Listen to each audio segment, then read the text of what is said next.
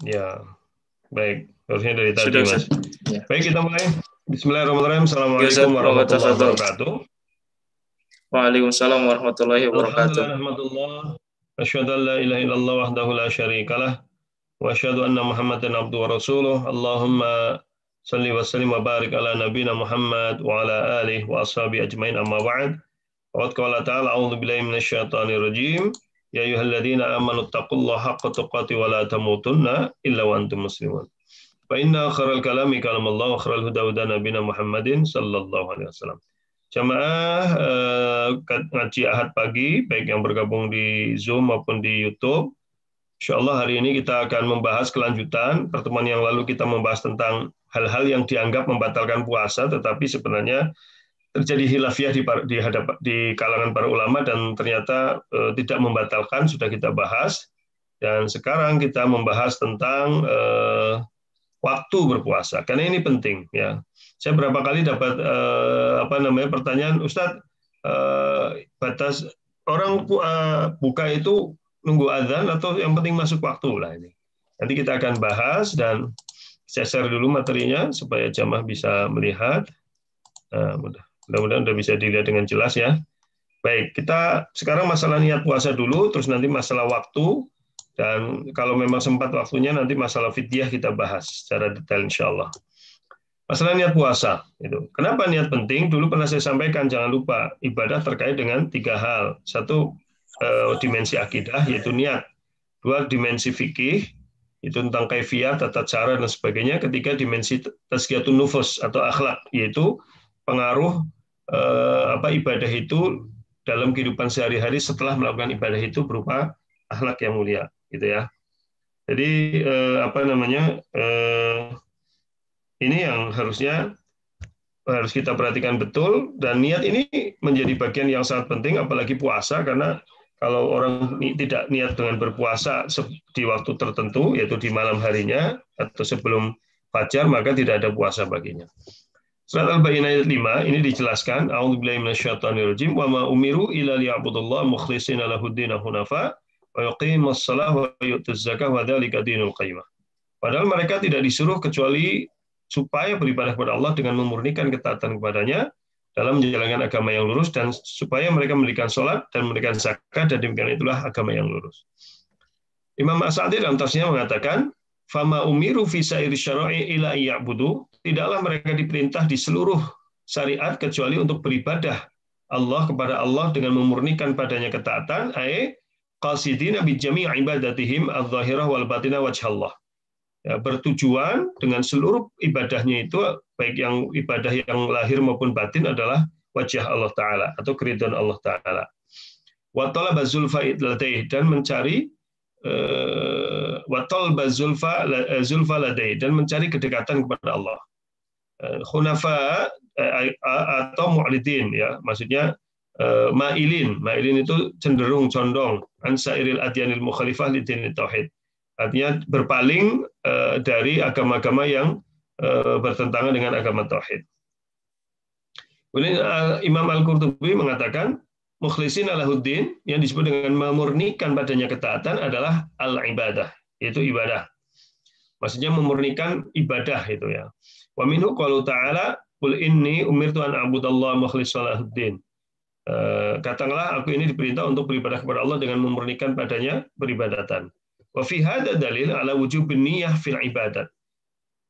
Ini menjadi dalil, kata beliau Imam Al-Qurtubi, atas wajibnya niat di ibadah-ibadah. Fainal ikhlas min amalil qalb. Ikhlas itu adalah perbuatan hati, wa huwa alladhi yuradu bihi wajhallah. Yaitu yang bertujuan atau yang dimaksud adalah mencari keridhaan Allah Ta'ala la ghairah. Yang maha tinggi bukan yang lain. Kemudian dalam hadis sahih riwayat Imam Nasa'i kitab Al-Jihad nomor 3089, Allah Ta'ala berfirman, Rasulullah SAW bersabda, ya, dari Abi Umam Al-Bahili, qala Rasulullah SAW, innallaha la yaqbalu minal amal illa ma kana lahu khalisan wa ibtigha'a wajhihi. Allah tidak menerima amal kecuali yang dikerjakan dengan ikhlas karenanya dan hanya mencari keridhaannya. Nah, kemudian khusus tentang puasa, niat tentang puasa, kita lihat hadis riwayat Abu Daud ya, dalam kitab As-Shaum ya, nomor 2098 ya. Innallaha la yaqbalu minal amal, malam yujmi siyam qabla al-fajr fala siyamalah. Barang siapa tidak berniat puasa sebelum fajar, maka tidak sah puasanya. Nah, jadi memang niat ini menjadi hal yang sangat penting karena tanpa berniat puasa kita menjadi tidak sah. Nah, kita sekarang bahas masalah niat dengan secara detail ya. Dalam hadis Bukhari, kitab As-Shaum, di sini disebutkan man qama ramadhana imanan wa ihtisaban ghufira lahu ma taqaddama min dzambi. Barang siapa berpuasa di bulan Ramadan dengan penuh iman dan mengharap keridhaan Allah, akan diampuni dosa-dosanya yang lalu. Nah, di dalam hadis Bukhari juga disebutkan innamal a'malu binniyat. Sesungguhnya amalan itu tidak lain tergantung niat. Ya, wa innamal likulli imri'in ma nawa. Tiap-tiap manusia itu tidak lain memperoleh selain apa yang diniatkannya. Faman kanat hijratu ilallahi wa rasulih, barang siapa yang hijrahnya karena Allah dan Rasulnya, fa hijratu ilallahi wa rasulih, maka dia dapatkan di sisi Allah itu hijrahnya karena Allah dan Rasulnya. Tapi wa man kanat hijratu lidunya yusibuha aw imratin yankihuha, fa hijratu ila ma hajara ilaih. Tapi barang siapa yang hijrahnya karena dunia yang yusibuha, yang menimpanya, atau wanita yang dinikahinya, maka hijrahnya kepada apa yang diniatkan padanya. Gitu. Baik, sekarang kita bahas pengertian niat dulu. Apa itu niat? Mas Ilyas itu coba ditanya ke Mas Ion, itu kemarin kayaknya ada door prize lagi emas ya, 0,1 gram. Kita diberi emas lagi, sama diberi apa namanya tiketnya masih ada atau tidak, kemudian buku doanya itu sudah habis atau belum, diumumkan aja nanti. Iya, Ustaz. Iya, Ustaz. Sekarang kita bahas niat. Ini mohon maaf saya pakai tulisan Arab, belum saya perbaiki ya. Belum saya terjemah, tapi saya terjemah secara lisan. An-niyah fil lughah, niat itu secara bahasa qasada wa azama alaih. Bermaksud, bertujuan, dan bertekad atas sesuatu. Itu ada dari Kamus Maqayisil Lughah, jilid 5, halaman 366. An-niyah hiyal iradah. Sementara di kitab Bada'il Sana'i, jilid 1, halaman 127, niat adalah kehendak. Gitu. Jadi niat itu adalah bermaksud dan bertekad untuk melakukan sesuatu. Ya, sementara dalam kitab yang lain niat adalah kehendak. Itu dalam Jamil Ulum wal Hikam juga disebutkan niat adalah kehendak. Wa ala hadza, maka secara bahasa ini fanniyah taduru 'alal qasdi wal azmi wal iradah wal jihah wat tahawul. Maka niat itu memang maknanya berputar sekitar al-qasdu, tujuan, wal azm, tekad, wal iradah, kehendak, wal jihah, arah, wa tahawul, ya sama lah ya. Jadi ternyata niat itu secara bahasa kehendak, maksud, dan tujuan, intinya begitu. Kemudian an-niyah fil istilahil fuqaha. Bagaimana niat menurut istilah para fuqaha? Ta'riful Hanafiyah, bukan imam ya, tapi madhab Hanafiyah ya. Salah satu tokoh madhab Hanifiyah yaitu Ibnu Abidin, beliau mengatakan, ini ada di kitab Hasyiah Ibnu Abidin jilid 1 halaman 105. Niat itu apa? Qasdut ta'ati wa taqarrubi ya ilallahi ta'ala fi ijadil fi'li. Jadi menurut madhab Hanafiyah, yang namanya niat itu adalah qasdut ta'ah. Ya, bermaksud untuk taat, wa taqarrub, dan mendekat kepada Allah yang Maha Tinggi fi ijadil fi'li, dalam melakukan sesuatu. Nah, itu menurut Hanafiyah. Menurut Malikiyah, dalam Hasyiah Al-Adawi jilid 1 halaman 203, niat adalah qasdul mukallafi asy-syai'a al-ma'mur bih. Jadi seorang, atau qasadal mukallafus syai'a ya, qasadal mukallafus syai'a. Seorang mukallaf bermaksud, mukallaf, orang yang dibebani syariat, bermaksud untuk melakukan sesuatu al-ma'mur bih, yang diperintahkan kepadanya. Jadi Malikiyah fokusnya kepada maksud, kehendak, kemudian Hanafiyah juga sama, tapi lebih mengarah kepada ketaatan dan kedekatan kepada Allah.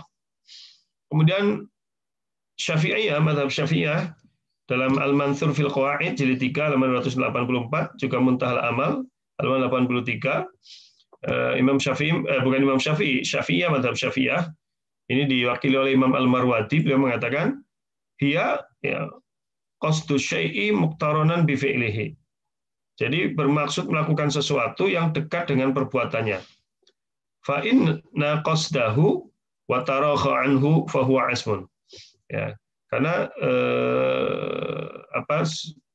kehendaknya itu fa huwa asmun adalah tekad. Jadi Ini sama lah maknanya, kurang lebih. Cuma ini Syafi'iyah lebih mendekati bahwa niat itu sudah dekat dengan perbuatannya, gitu ya. Jadi kalau misalkan kita sudah wudhu, kita sudah pakai sarung, sudah menghadap kiblat, berarti sudah berniat karena sudah dekat dengan perbuatannya, gitu. Kemudian Imam Nawawi dalam kitab Al-Majmu' mengatakan an-niyatu ya azmul qalbi ala amali fardin aw ghairihi. Niat itu adalah tekad hati untuk melakukan amalan fardu maupun amalan yang lain.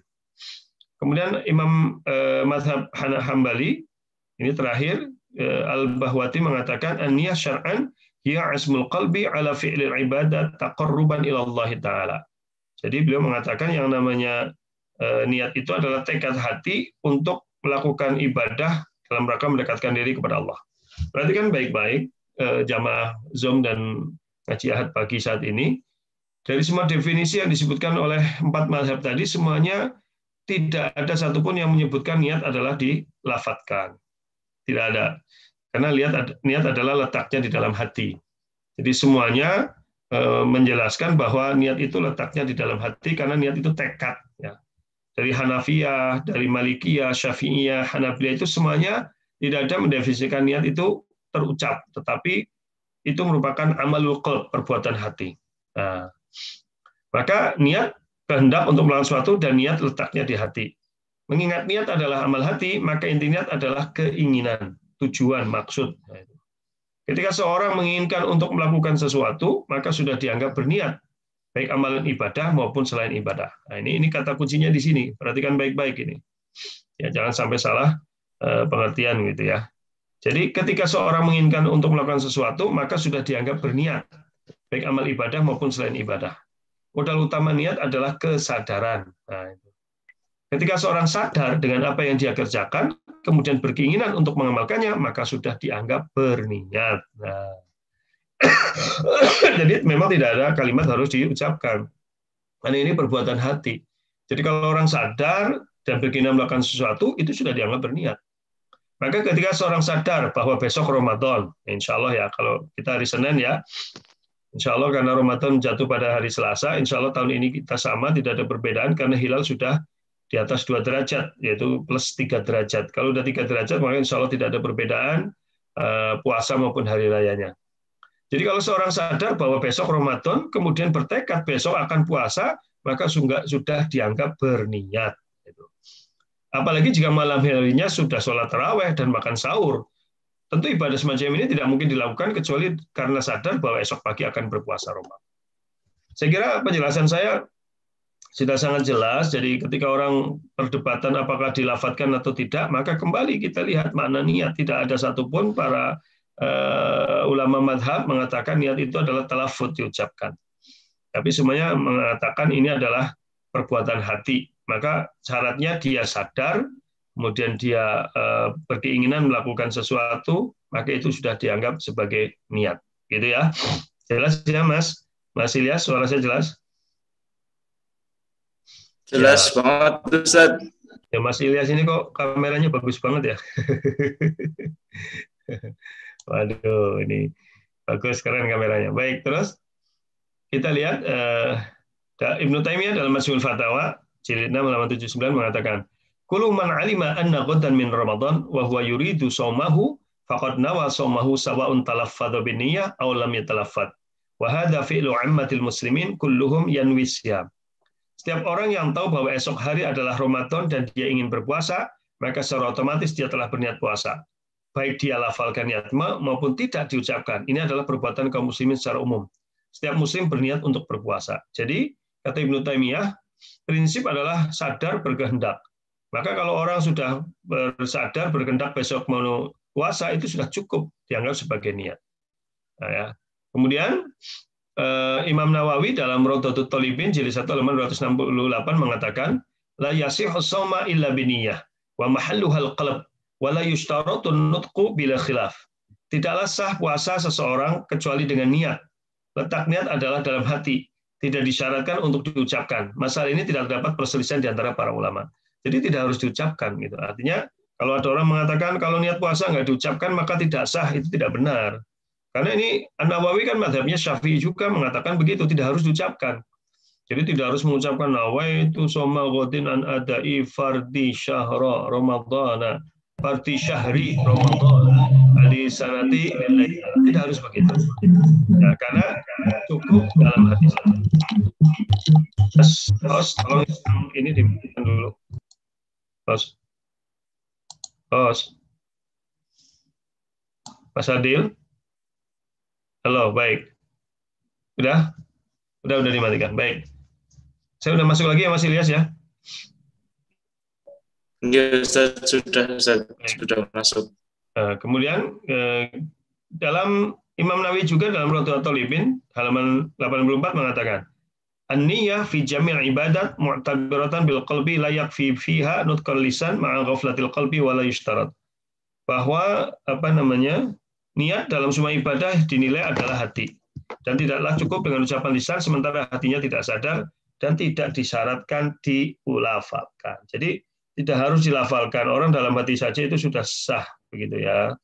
Jadi tidak harus diucapkan begitu ya. Kemudian Imam Asy-Syarbini dalam Mughnil Muhtaj jilid 1 halaman 620 mengatakan wa mahalluhal qalb wala taqfil bil lisan qat'an wala yushtaratu talaffudzu biha qat'an kama qalahu fi Rawdah. Niat itu letaknya dalam hati dan tidak perlu sama sekali dilafadzkan. Niat sama sekali tidak disyaratkan untuk dilafadzkan sebagaimana ditegaskan oleh Nawawi dalam Ar-Rawdah. Jadi beliau menguatkan pendapat Imam Nawawi yang bermadzhab Syafi'i bahwa tidak ada syarat niat harus dilafadzkan, gitu ya. Kemudian dalam I'anatut Talibin Abu Bakar At-Timyati Asy-Syafi'i, ini juga mazhabnya Syafi'i. Beliau mengatakan anna niyata fil qalbi la bil lafzi fatakallafal lafz amr la yahtaju ilaih. Sebenarnya niat itu di hati bukan dengan diucapkan. Memaksakan diri dengan mengucapkan niat termasuk perbuatan yang tidak butuh dilakukan. Gitu ya. Kemudian Muhammad Al-Hisni dalam Kifayatul Akhyar halaman 248 mengatakan la yasihhus shaum illa biniyah lil khabar. Wa mahalluhal qalb wa la yushtaratun nutqu biha illa bila khilaf. Puasa itu tidaklah sah kecuali dengan niat, karena ada hadis yang mengharuskan hal ini. Letak niat adalah dalam hati dan tidak disyaratkan dilafadzkan. Kemudian Muhammad Al-Khatib dalam kitab Al-Iqna jilid 1 halaman 404 juga mengatakan, innamal a'malu binniyat wa mahalluhal qalb wa la taqfi bil lisan qat'an wa la yushtaratu talaffudzu biha qat'an kama qalahu fi Rawdah. Sesungguhnya setiap amalan tergantung pada niat, namun niat letaknya di hati. Niat tidak cukup di lisan, bahkan tidak disyaratkan melafadzkan niat, sebagaimana telah ditegaskan dalam Ar-Rawdah. Maka kesimpulannya apa? Kalau niat dilafadzkan, tapi tidak ada kehendak dalam hati, maka itu tidak dianggap. Tapi kalau niat itu dikehendakkan dalam hati, walaupun tidak dilafadzkan, karena memang niat letaknya di hati, maka itu sudah mencukupi. Nah, kemudian Ustaz, bagaimana kalau ada orang yang niat kemudian dilafadzkan, boleh nggak? Memang ada yang membolehkan itu untuk menguatkan menguatkan tekad dengan di lisan. Ya silahkan saja gitu. Tapi kalau kita lihat pendapat para ulama di sini memang yang penting justru di hatinya tidak perlu diucapkan. Justru kalau diucapkan tapi hatinya tidak, itu malah tidak berguna. Ya, baik. Kemudian niat puasa ini harus ada 3 hal yang memenuhi. Satu adalah at-tabyid, yaitu berniat di malam hari sebelum subuh. Jadi sebelum subuh kita harus bertekad besok mau puasa. Itu namanya tabyid. Ya, tabyid. Jika niat puasa wajib baru dimulai setelah terbit fajar subuh, maka puasanya tidaklah sah. Kecuali puasa sunnah. Ini kan puasa Ramadan. Ya. Hadis dari Hafsah SAW, Nabi SAW bersabda, "Malam yubayyitis siyam qabla al-fajr fala siyamalah." Barang siapa yang belum berniat di malam hari sebelum subuh, maka tidak ada puasa baginya. Jadi niat itu harus ada, kehendak itu harus ada sebelum fajar. Ya. Kemudian sedangkan untuk puasa sunnah boleh berniat di pagi hari asalkan sebelum waktu zawal, tergelincirnya matahari ke barat. Dalam riwayat Sahih disebutkan hadis riwayat Imam Muslim 1154 dan Abu Dawud 2455. An Aisyah radhiyallahu anha qalat kana Rasulullah sallallahu alaihi wasallam idza dakhala alayya qala hal 'indakum ta'am? Fa idza qulna la qala inni shaim. Dari Aisyah dia berkata, Rasulullah SAW biasa menemuiku lalu dia berkata, apakah kalian memiliki makanan? Jika kami jawab tidak, maka beliau berkata, kalau begitu aku puasa. Jadi itulah ini menjadi dalil bahwa kalau puasa sunnah boleh niat mendadak asal sebelum matahari tepat zawal tergelincir, artinya sebelum waktu duhur. Kalau sudah waktu duhur maka tidak ada niat lagi. Gitu. Tapi kalau sebelum waktu duhur niat mendadak boleh asal puasa sunnah. Ya, kemudian yang kedua at-ta'yin. Jadi yang pertama at-tabyid, niat itu harus dilakukan di malam hari atau dini hari, yang penting sebelum fajar, kehendak itu. Kedua at-ta'yin, yaitu menegaskan niat. Niat puasa yang akan dilaksanakan harus ditegaskan jenis dan hukumnya. Jika puasa Ramadan yang diniatkan, maka niatannya tidak cukup dengan sekedar niatan puasa mutlak. Dalam hatinya dia mau niat puasa Ramadan. Wa innamal limri'in manawa. Setiap orang akan mendapatkan apa yang dia niatkan. Dulu pernah saya sampaikan, jamaah, ya, fungsi niat itu ada 3. Coba siapa di antara jamaah yang ingat fungsi niat ada 3? Yang bisa jawab dapat emas, Mas. Masnya mana? Mas Ilyas? Ada di kantor, Ustaz. Ada di kantor. Iya. Bapak Ibu jamaah, siapa yang masih ingat fungsi niat? Fungsi niat itu ada 3. Yang bisa menjawab dapat emas 0,1 gram. Siapa? Silakan yang bisa. Ayo Mas Ilyas, dipancing nih, dipancing. Monggo jamaah yang berkenan menjawab atau latihan menjawab. Paling enggak ya ikut bersuara dulu tidak apa-apa gitu. Nanti kalau misal kelihatan berusaha kan nanti Ustaz baik hati gitu ya. Ya, salah nggak apa-apa, nggak ada masalah gitu. Ya, tidak ada masalah itu. Ayo siapa yang tahu apa fungsi niat? Yang bisa yang tahu dapat hadiah emas 0,1 gram. Ya. Oh ya Ustaz, ini tiket yang apa ya? Ke Purbayasa juga masih ada Ustaz. Mungkin yang jemaah yang sudah berusaha menjawab juga bisa mendapatkannya Ustaz. Ya, tapi kalau itu nanti untuk yang bertanya aja, Mas. Karena ini pertanyaannya agak sulit, hadiahnya emas lah. Masa hanya ya itu untuk tiket Purbayasa nanti kita juga berikan. Terus ini pertanyaannya agak sulit, maka hadiahnya emas 0,1 gram. Ya, emas apa? Ewa ya. Ayo, siapa yang tahu apa fungsi niat? Silakan. Ada yang angkat tangan Ustaz dari salah satu jamaah kita Dwi Saputra. Silakan, diaktifkan. Bagaimana Mas masih berkenan menjawab? Nyoba ya Ustaz. Ya, nggak apa-apa Mas. Satu, membedakan antara ibadah satu dengan ibadah yang lain. Baik, satu betul. Fungsi niat yang pertama membedakan jenis ibadah. Betul Mas Dwi. Ya, yang kedua. Terus membedakan antara ini ibadah dengan kebiasaan. Membedakan ibadah dengan kebiasaan, Masya Allah. Satu lagi Mas. Apa ya satunya? Satunya apa? Ini fungsi niat. Satunya apa? Satu lagi Mas. Ayo. Satunya adalah syarat diterimanya ibadah. Selamat Mas Dwi, dapat emas 0,1 gram ya. Masya Allah.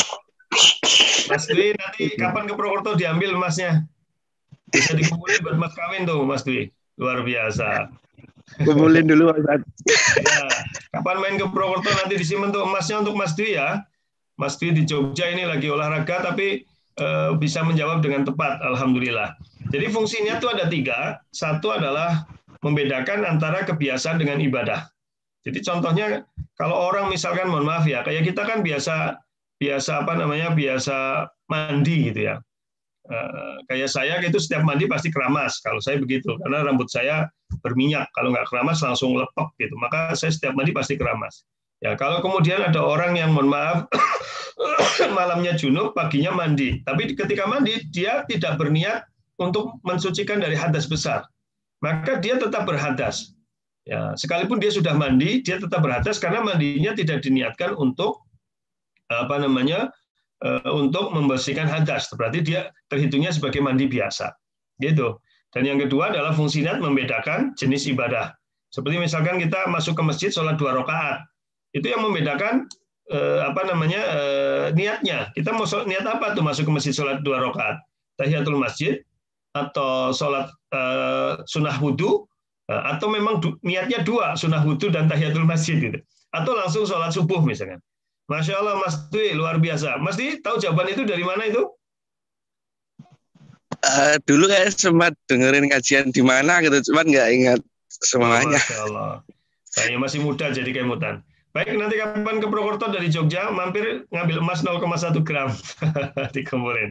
Di kantor FK ya Mas Dwi ya? Baik. Terima kasih, Barakallahu Fik. Baik, emasnya sudah, terima kasih kepada donatur emas, tapi beliau tidak mau disebut namanya yang telah memberikan emas berkali-kali sebagai hadiah untuk yang bisa jawab. Sudah, semoga Allah memberkahi dan memberi pahala yang berlipat kepada ibu yang telah memberikan hadiah emas kepada untuk jamaah. Demikian juga untuk semua jamaah Pak Haji Sarimun yang memberikan 100 tiket dan juga ada souvenir dari Purbasari. Baik, yang kedua ta'yin. Ta'yin itu apa? Menegaskan niat. Niat puasa yang akan dilaksanakan harus jelas ditegaskan jenis dan hukumnya. Jika puasa Ramadan yang diniatkan, maka niatannya tidak cukup dengan sekadar niatan puasa mutlak. Itu tadi sudah saya sampaikan. Kemudian yang ketiga adalah tikror, yaitu niat harus berulang setiap malamnya. Jadi tidak cukup niat sehari untuk 1 bulan. Ya, maka niat itu harus berulang setiap malamnya. Ya, itu yang disebut dengan tikror. Jadi al-amru yufidu tikror, perintah ini mengharuskan pengulangan. Jadi kembali ke tadi yang kita lagi bahas. Jadi niat harus berulang setiap malamnya, niat harus ada di setiap malamnya sebelum subuh untuk berpuasa hari berikutnya. Jadi tidak cukup satu niat untuk seluruh hari dalam 1 bulan. Karena setiap hari dalam bulan Ramadan adalah hari yang berdiri sendiri. Ibadah puasa dilakukan adalah ibadah yang berulang sehingga perlu ada niat yang berbeda setiap harinya. Ini dalam Fiqhul Manhaji halaman 340-341. Jadi itulah tiga syarat niat kita itu benar. Satu adalah at-tabyid, niat itu harus dilakukan sebelum fajar pada malam harinya. Kedua adalah at-ta'yin, harus ditentukan jenis ibadahnya. Dan yang ketiga adalah at-tikror, harus berulang setiap malamnya walaupun cuma dalam hati. Demikian ya, saya kira sudah jelas masalah niat. Nanti kalau ada yang bertanya, kita lanjutkan nanti ditanya jawab. Sekarang langsung kapan puasa berawal? Nah itu. Jadi puasa berawal ketika terbit fajar. Waktu puasa. Kita bahas sekarang tentang waktu puasa ya. Jadi dalam surat Al-Baqarah ayat 187 Allah berfirman, "Fal'ana basyiruhunna wabtaghu ma kataballahu lakum wa kulu washrabu hatta yatabayyana lakumul khaytul abyadu minal khaytil aswadi minal fajr." Maka sekarang campurilah mereka dan ikutilah apa yang telah ditetapkan Allah untukmu. Dan makan minumlah hingga terang bagimu benang putih dari benang hitam yaitu fajar. Jadi dari ayat ini Al-Baqarah 187 Allah menjelaskan waktu puasa adalah saat terbit fajar.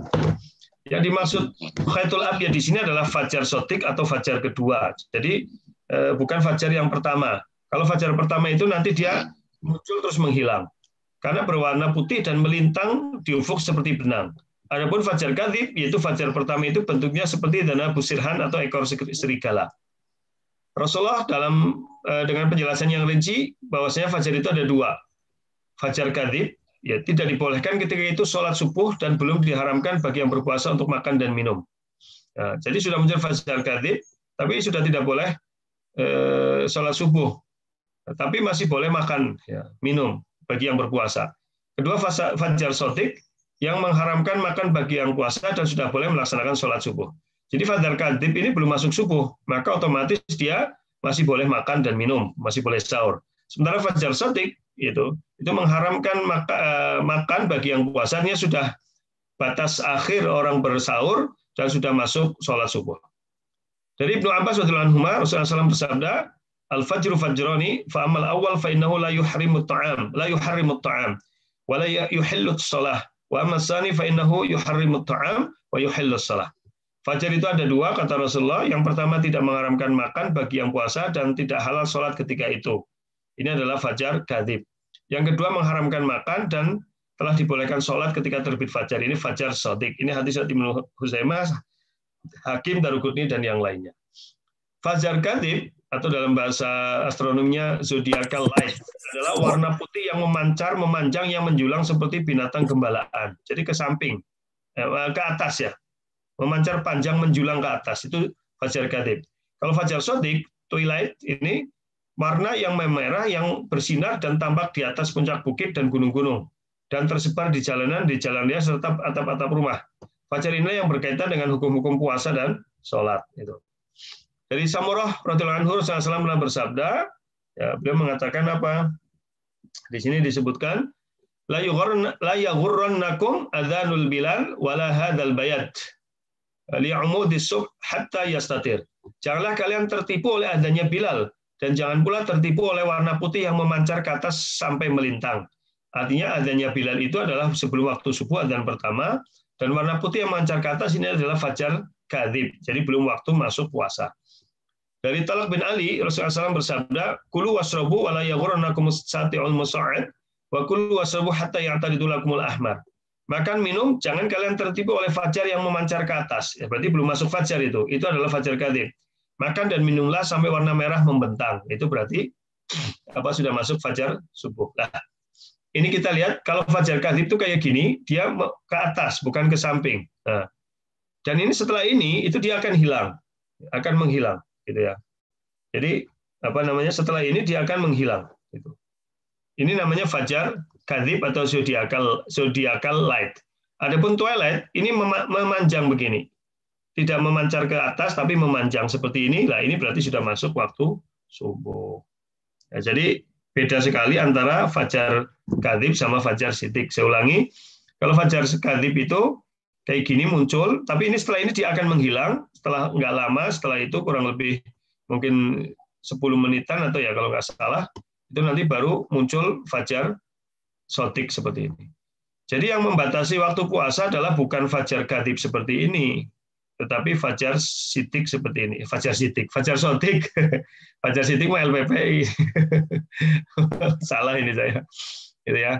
Nah, jadi fajar kadzib dan fajar sidik. Fajar kadzib terpisah dari ufuk, memanjang secara vertikal. Pertama kali terbitnya cahaya putih dan secara perlahan akan hilang. Ini fajar kadzib. Kalau fajar sotik menyatu dengan ufuk, cahaya melintang secara horizontal, terbit dengan cahaya minimal dan perlahan semakin penuh dengan cahaya. Jadi begini. Jadi inilah yang membatasi orang, batas akhir sahur itu di sini, dan kemudian ini sudah masuk sholat subuh. Ya. Untuk Indonesia itu kemarin memang setelah diteliti berkali-kali dari terutama di Muhammadiyah di 3 laboratorium di UMSU, di UAD dan di UHAMKA kalau nggak salah. Ternyata ketika Indonesia itu kan menghitung fajarnya dipnya adalah minus 20 derajat. Ternyata itu sebenarnya belum masuk, masih terlalu malam, terlalu gelap.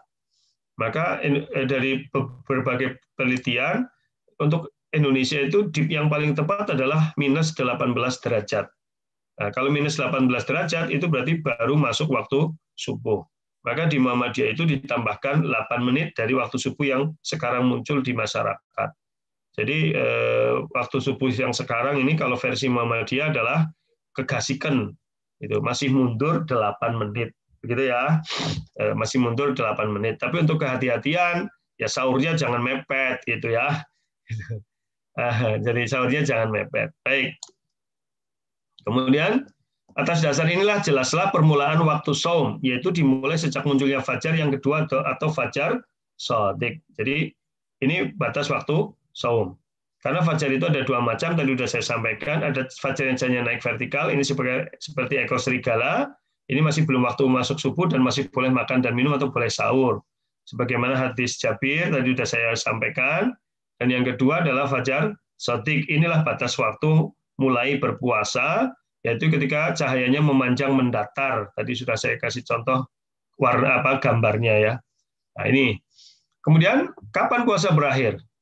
Puasa berakhir ketika terbenam matahari. Summa atimmus siyama ilal lail. Kemudian sempurnakanlah puasa hingga malam.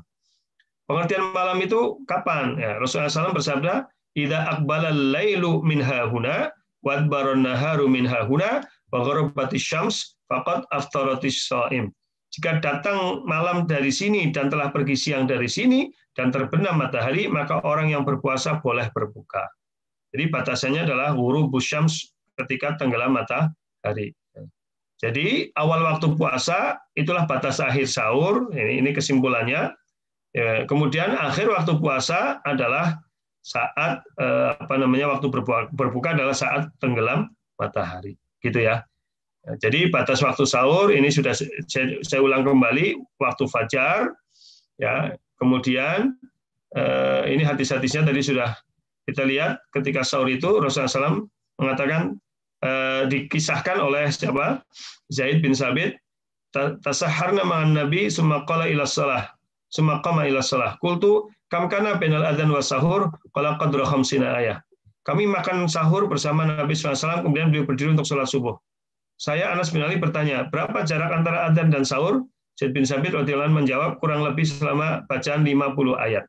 Jadi waktu afdol untuk sahur itu justru menjelang waktu subuh atau bacaan 50 ayat. Ya, kalau bacaan 50 ayat berarti sekitar berapa? 1/4 jam lah.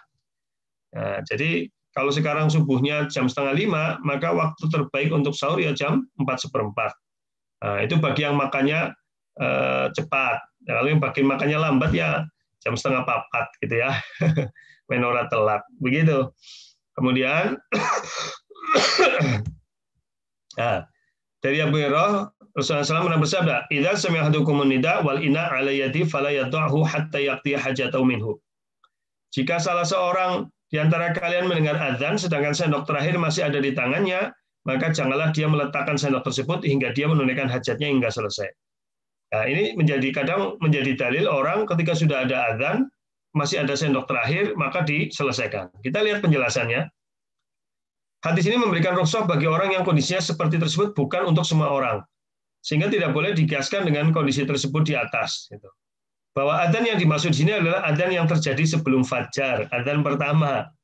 Hal ini semakna dengan penjelasan Ibnu Taimiyah dalam Majmu' Fatawa. Jadi bukan adzan subuh, tapi adzan adzan sebelum subuh gitu. Jadi ketika masih fajar kadzib gitu.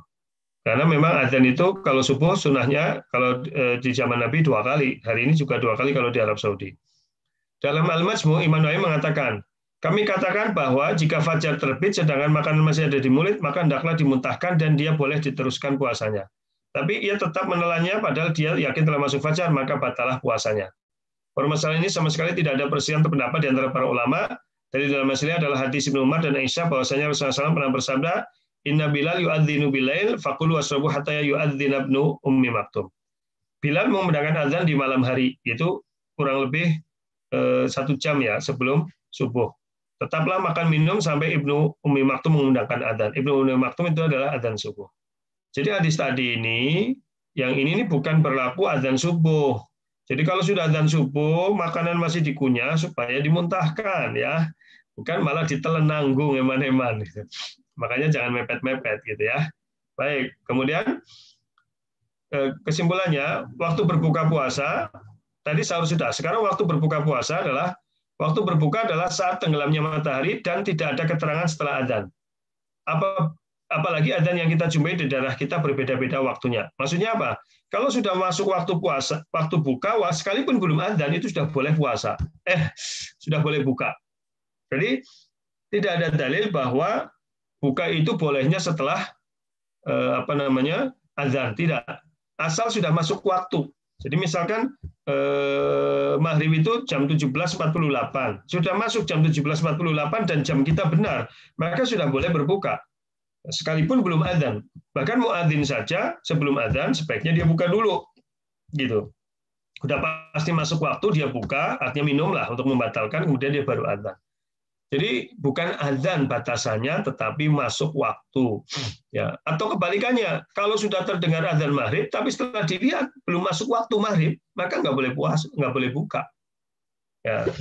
Jadi kalau sudah masuk waktu maghrib, kalau mendengar azan maghrib, tapi padahal belum masuk waktu maghrib, maka nggak boleh buka.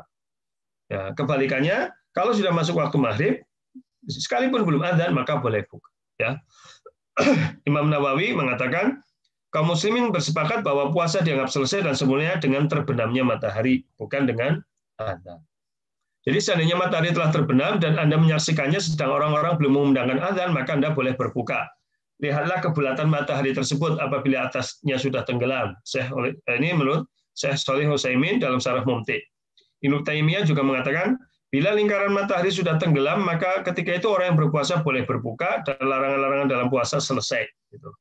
Warna kemerah-merahan yang jelas di ufuk tidaklah menimbulkan sedikitpun efek hukum tertentu. Gitu ya. Yang penting bundaran mataharinya sudah tenggelam.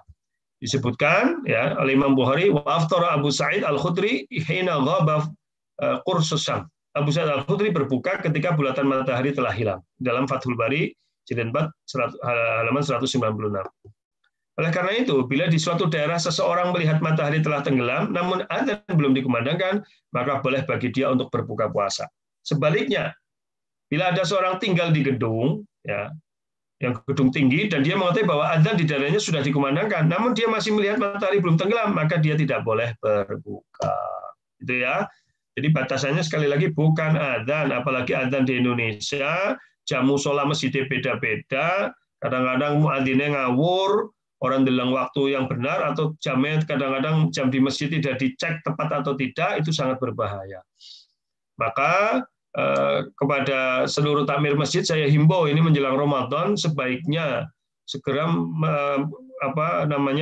jam-jam di masjid itu dicek kembali kelebihan atau kekurangan gitu ya, sehingga betul-betul menjaga umatnya untuk berpuasa dengan benar, dengan sah, dan tidak rusak atau tidak batal gara-gara azan yang belum masuk waktunya gitu ya. Baik, kemudian jam berapa, Mas? Masih lanjut apa enggak? Jam 6.14, Ustaz. Ya, kita lanjut aja ya. Ya, Ustaz. Tentang fidyah. Nah, tentang fidyah sekarang. Mohon maaf ya, karena ini terakhir kita mau Ramadan, saya lanjutin ini. Ya, saya lanjutin, ini penting. Kita lihat dulu tentang, sekarang kita masuk fidyah. Lihat ayatnya, Al-Baqarah ayat 184. Ayyam ma'dudat, faman kana minkum maridun aw 'ala safarin fa 'iddatun min ayyamin ukhra, wa 'alal ladzina yutiqunahu fidyatun ta'amu miskin, faman tatawwa khairan fa huwa khairul lahu wa an tasumu khairul lakum in kuntum ta'lamun. Itu dalam beberapa hari tertentu. Maka barang siapa di antara kamu ada yang sakit atau dalam perjalanan lalu dia berbuka, maka wajib baginya berpuasa sebanyak hari yang ditinggalkan itu pada hari yang lain. Dan wajib bagi orang yang berat menjalankannya membayar fidyah. Bentuknya apa? Memberi makan seorang miskin. Perhatikan baik-baik ayat ini. Perhatikan baik-baik. Kuncinya fidyah itu memberi makan seorang miskin. Jadi ayatnya sangat simpel, sederhana. Memberi makan orang miskin. Begitu ya. Nah, kemudian Ibnu Abbas membaca wa 'alal ladzina yatunakum fidyatun ta'amu miskin. Qala Ibnu Abbas laysat bimansukha. Ayat ini tidak dinasakh. Jadi bagi orang yang tua atau wanita yang sepuh, kaki-kaki nini lah, yang keduanya tidak mampu berpuasa, maka cukup memberi makan pada setiap hari satu orang miskin, gitu ya. Jadi begitu. Nah, kemudian fidyah, bagaimana fidyah itu? Ini kemarin banyak yang bertanya tentang fidyah, kita bahas dulu. Fidyah atau fida atau fida itu dalam bahasa Arab disebut fidyah atau fida, ya. Artinya apabila dia memberikan tebusan pada seseorang, maka orang tersebut akan menyelamatkannya. Jadi fidyah itu artinya tebusan. Ya, fidyah itu artinya apa? Tebusan. Makanya kalau orang berangkat haji itu di sana adanya fidyah, maksudnya tebusan bagi orang yang berangkat haji, yang melaksanakan, atau orang sering sebut dam, tapi orang Arab itu sering menyebutnya dengan fidyah, bukan dam, gitu ya. Orang Indonesia aja yang familiar dengan kata-kata dam. Fidyah adalah sesuatu yang harus diberikan pada seorang miskin berupa makanan sebagai pengganti karena dia meninggalkan puasa. Ya. Jenis dan kadar fidyah, ini yang sering jadi masalah. Tidak disebutkan dalam nas Quran ataupun sunnah tentang kadar dan jenis fidyah yang harus dikeluarkan. Jadi sebenarnya simpel banget. Memberi makan fakir miskin, simpel. Nah, ya. Sesuatu yang tidak ditentukan oleh nas, maka kembali kepada urf, kebiasaan yang lazim. Jadi kalau memberi makan, ya makanan berarti, ya namanya makanan berarti ya makanan pokok dengan lauk, ya begitu. Ya. Oleh karena itu dikatakan sah dalam membayar fidyah apabila sudah memberikan makan kepada seorang miskin ataupun memberikan kepada mereka bahan makanan. Itu. Pendapat ulama tentang kadar dan jenis fidyah. Karena memang ayat Quran dan hadis tidak menyebutkan secara rinci seperti apa kadar dan jenis fidyah, memang jadi para ulama berbeda-beda pendapat masalah itu. Ya. Tapi sebenarnya kalau kita ambil simpel saja, memberi makan fakir miskin, kasarannya apa? Toko kena rames, udah belikan aja itu. Tentu yang terbaik senilai yang biasa kita makan.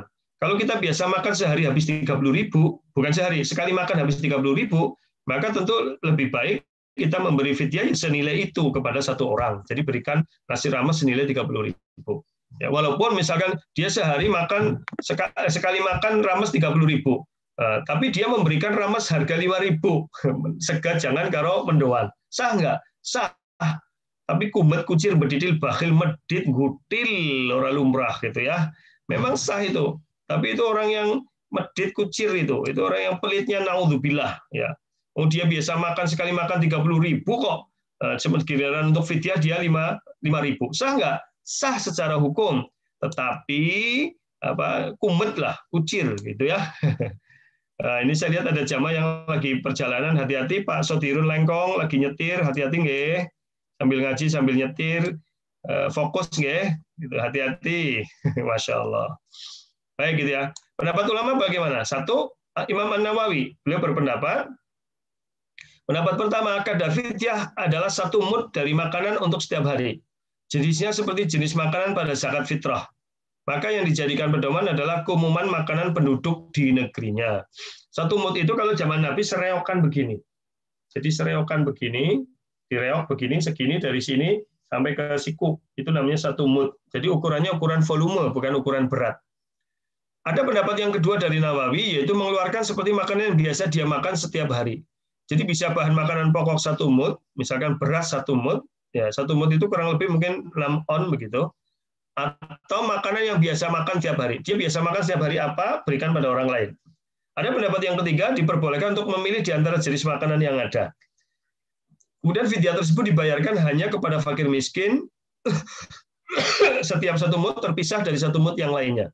Maka boleh memberikan beberapa mud dari 1 orang, dan dari fidyah 1 bulan untuk seorang fakir saja. Boleh. Jadi menurut Imam Nawawi, kalau misalkan ada seseorang nggak berpuasa 10 hari, maka dia bisa memberikan 6 on, sebagian pendapat 1 kilo kali 10 hari, diberikan pada 1 orang tok, boleh nggak? Boleh. Diberikan pada 10 orang, boleh nggak? Boleh. Jadi nggak ada masalah.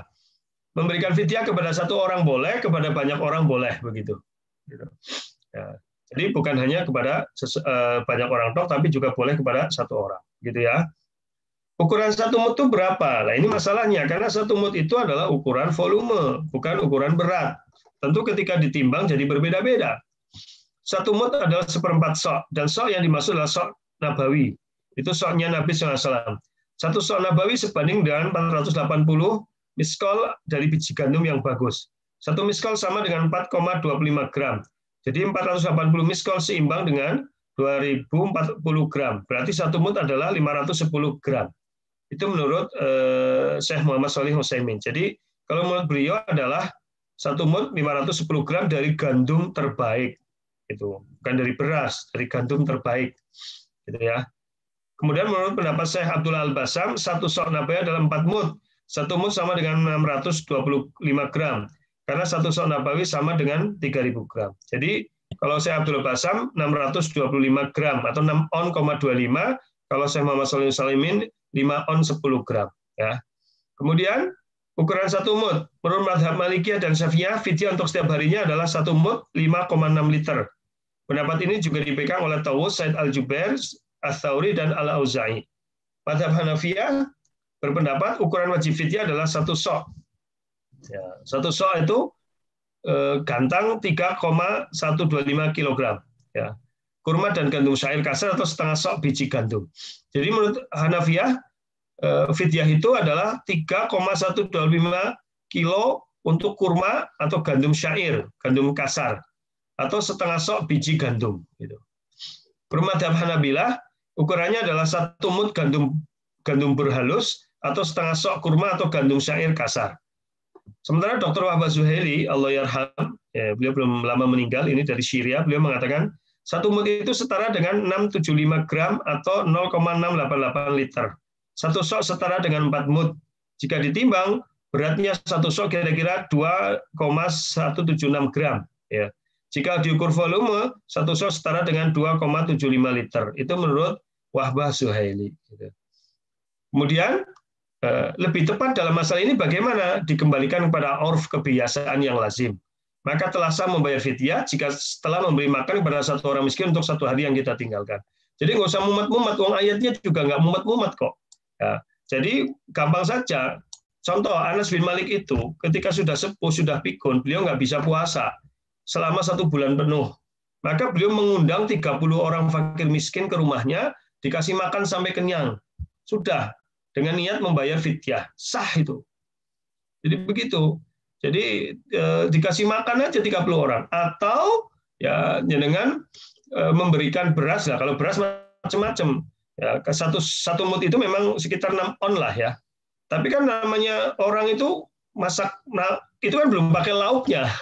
Itu baru makanan pokok, butuh lauk, butuh butuh minyak. Maka kalau di Muhammadiyah disetarakan dengan 1 kilo, 4 onnya itu adalah tambahan untuk lauk dan sebagainya. Jadi ya udah sehari 1 kilo beras kali misalkan berapa kali seorang tidak puasa, 10 kali ya udah. Berarti dia 10 kali tidak 10 kilo diberikan kepada 1 orang boleh, diberikan pada 10 orang juga boleh, tidak ada masalah. Saya kira udah jelas ya. Untuk masalah fidyah ini nggak perlu susah-susah lah. Kalau kayak kita gampang aja, berikan ramas, berikan nasi kotak, ya, nasi bungkus, berikan ke fakir miskin, udah selesai. Begitu ya. Tapi kalau supaya lebih bermanfaat, Ustadz, saya berikan beras, ya silahkan. Batas minimal itu tadi 510 gram menurut Syekh Muhammad Shalih Utsaimin. Jadi aja pelit-pelit lah.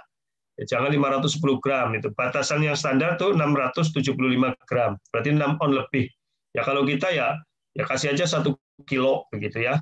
Berarti kan 1 kilo per hari berarti sekitar 10.000 kan, beras murah lah. Misalkan seorang misalkan nggak puasa karena sudah tua 15 hari, ya udah berarti 15 kilo. 15 kilo boleh diberikan 1 orang, boleh diberikan kepada 15 orang, boleh diberikan pada 3 orang, terserah, nggak ada masalah gitu. Jadi kalau 3 orang berarti 5 kiloan. Kalau diberikan 1 orang berarti 15 kilo. Kalau diberikan kepada 15 orang berarti 1 kiloan. Kalau ditambah dengan telur sekilo, minyak sekilo, wah itu lebih bagus lagi. Kalau dengan mampu, nggak ada masalah. Nah, kalau memang mampu, kalau tidak mampu ya batas minimal saja, gitu ya. Gitu. Nah, saya kira untuk masalah ini sudah jelas. Jadi cara membayar fidyahnya bisa memasak atau membuat makanan kemudian memberikannya pada orang-orang miskin sejumlah hari-hari yang tidak berpuasa. Ini kan, ini hadisnya yang tadi sudah saya sampaikan. Anas bin Malik ketika sudah tidak mampu berpuasa setahun, artinya puasa sebulan, beliau membuat adonan tepung dan mengundang 30 orang miskin, kemudian beliau mempersilakan mereka makan hingga kenyang. Kemudian kedua, bisa memberikan kepada miskin berupa bahan makanan. Para ulama berkata 1 mud dari bur biji gandum atau setengah sok selainnya, akan tapi sebaiknya diberikan suatu untuk dijadikan sebagai lauknya dari daging atau lainnya, sehingga sempurna pengamalan firman Allah yang disebutkan di dalam ayat yang di atas tadi, ya, fidyatun ta'amu miskin. Kemudian kapan waktu membayar fidyah? Waktu membayar fidyah terdapat pilihan. Membayar fidyah untuk seorang miskin pada hari itu juga boleh. Jadi misalkan seseorang tidak puasa hari itu, kemudian hari itu dia juga memberikan nasi bungkus diberikan pada seorang fakir miskin, boleh. Atau hari itu dia memberikan 1 kilogram atau 6,5 kilo beras, tambah telur 1, tambah minyak, tambah mie, ya boleh. Itu boleh. Atau mengakhirkan hingga hari terakhir dari bulan Ramadan sebagaimana dikerjakan sahabat Anas ketika tua. Dibayar nanti juga boleh.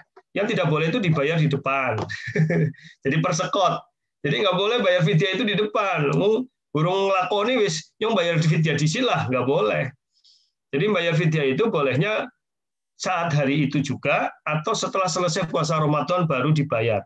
Jadi misalkan hari itu juga tadi sudah saya sampaikan, misalkan seseorang nggak puasa hari ini misalkan Ramadan, maka hari sore ini kemudian dia memberi makan dikasihkan pada tetangga yang miskin, boleh. Atau nunggu selesai 1 bulan sehingga genah berapa kali dia nggak puasa begitu. Saya kira udah jelas ya. Nah, sudah, saya kira cukup Mas. Ini zakat fitrah nanti ya. Kemudian pertemuan depan adalah sunnah-sunnah puasa, walaupun kita udah lewat 1 pekan, tapi waktunya memang nggak mencukupi ya. Jadi kita lanjutkan pekan depan. Terus begini, ini saya nggak tahu Mas Ion dengan tim FK sudah membuat polling nggak? Saya kan waktu itu bilang bikin polling ke jamaah selama Ramadan tetap atau mau berpindah harinya, gitu, apa pindah sore gitu.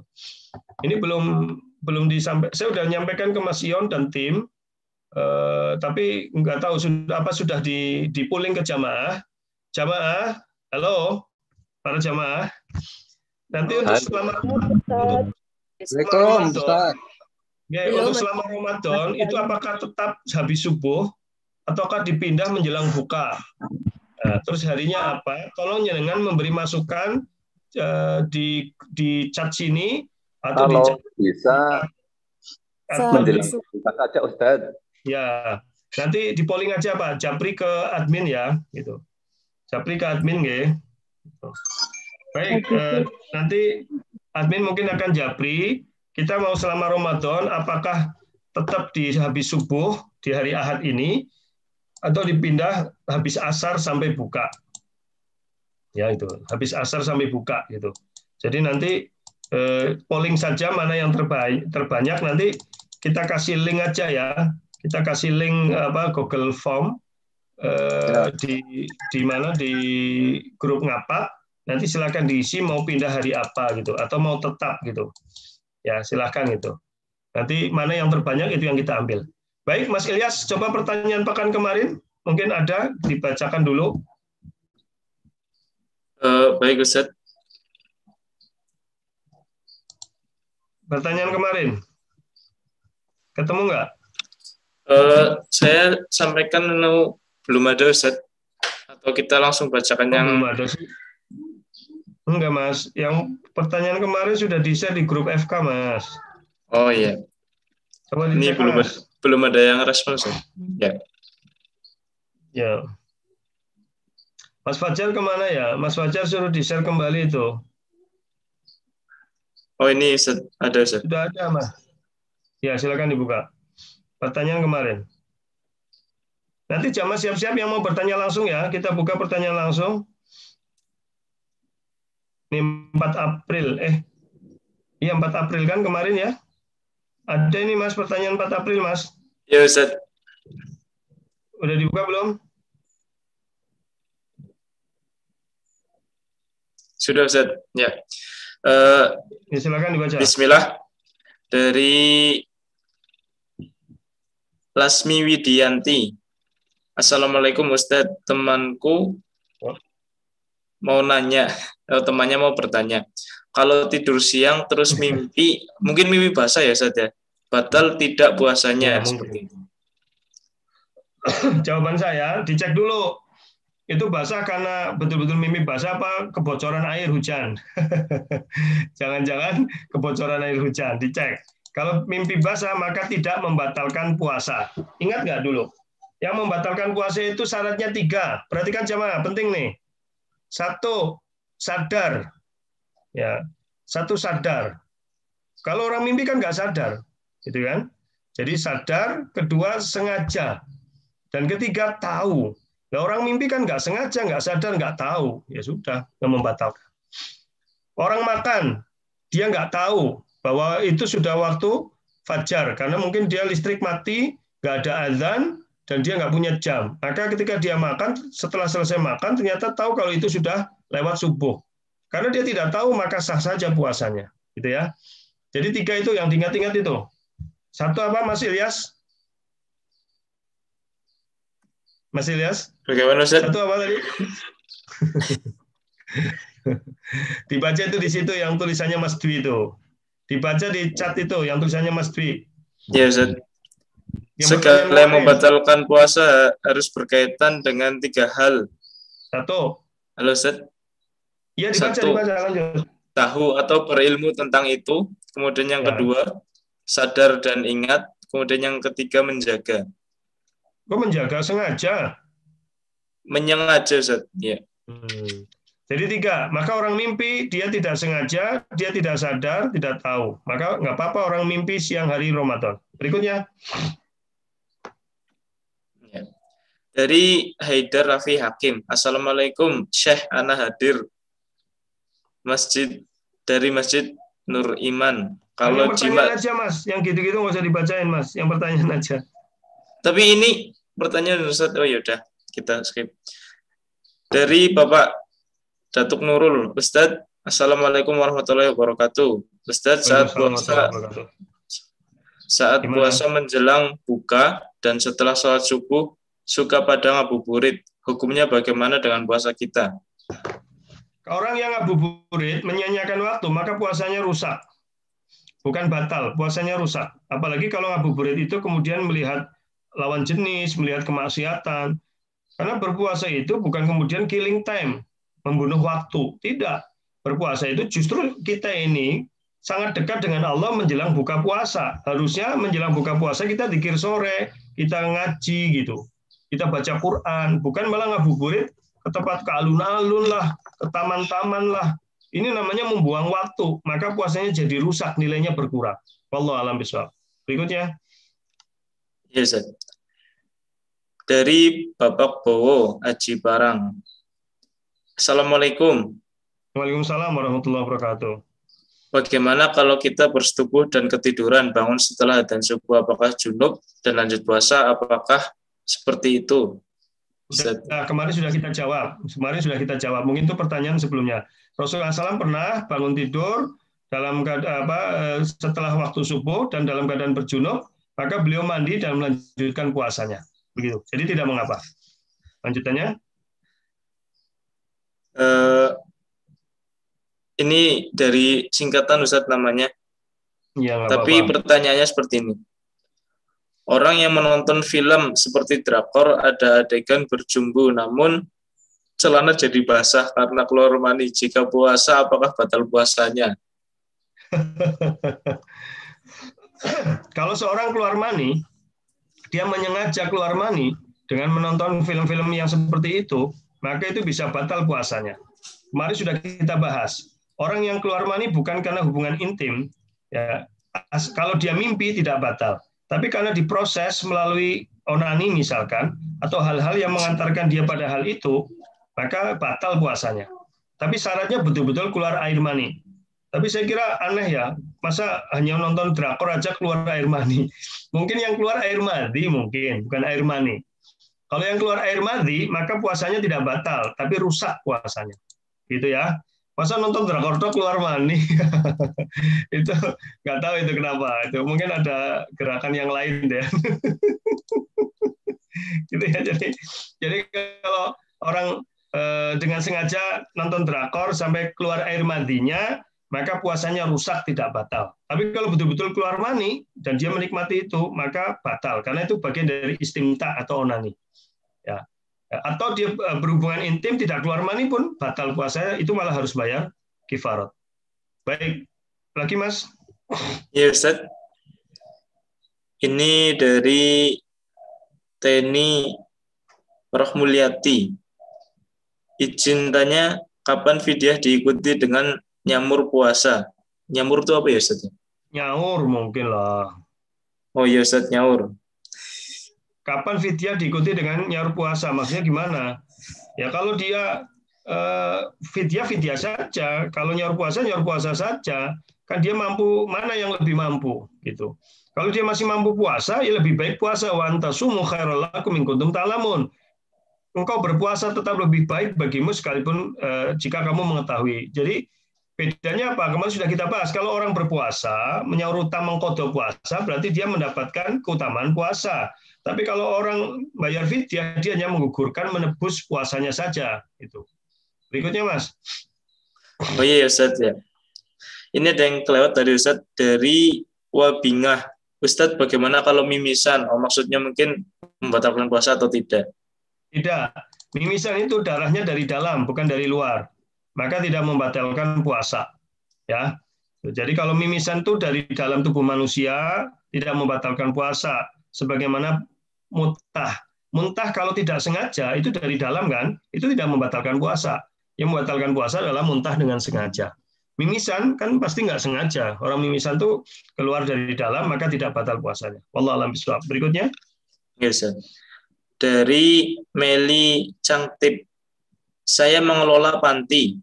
Kadang ada orang yang memberikan sedekah uang sebagai fidyah katanya. Apakah boleh diterima? Dan uangnya untuk dibelanjakan makanan. Bagaimana Ustaz? Ya, itu tidak tepat karena fidyah itu harus kepada fakir miskin, bukan kepada anak yatim. Ya, anak yatim masuk golongan fakir miskin nggak? Kalau anak yatimnya masuk golongan fakir miskin boleh. Tapi kalau anak yatimnya bukan golongan fakir miskin maka tidak boleh. Kalau kemudian jenengan mengelola anak yatim, jenengan fakir miskin nggak? Kalau jenengan dikasih fidyah karena jenengan ngurus anak yatim, dan jenengan miskin nggak? Kalau jenengan nggak miskin, ya ditolak.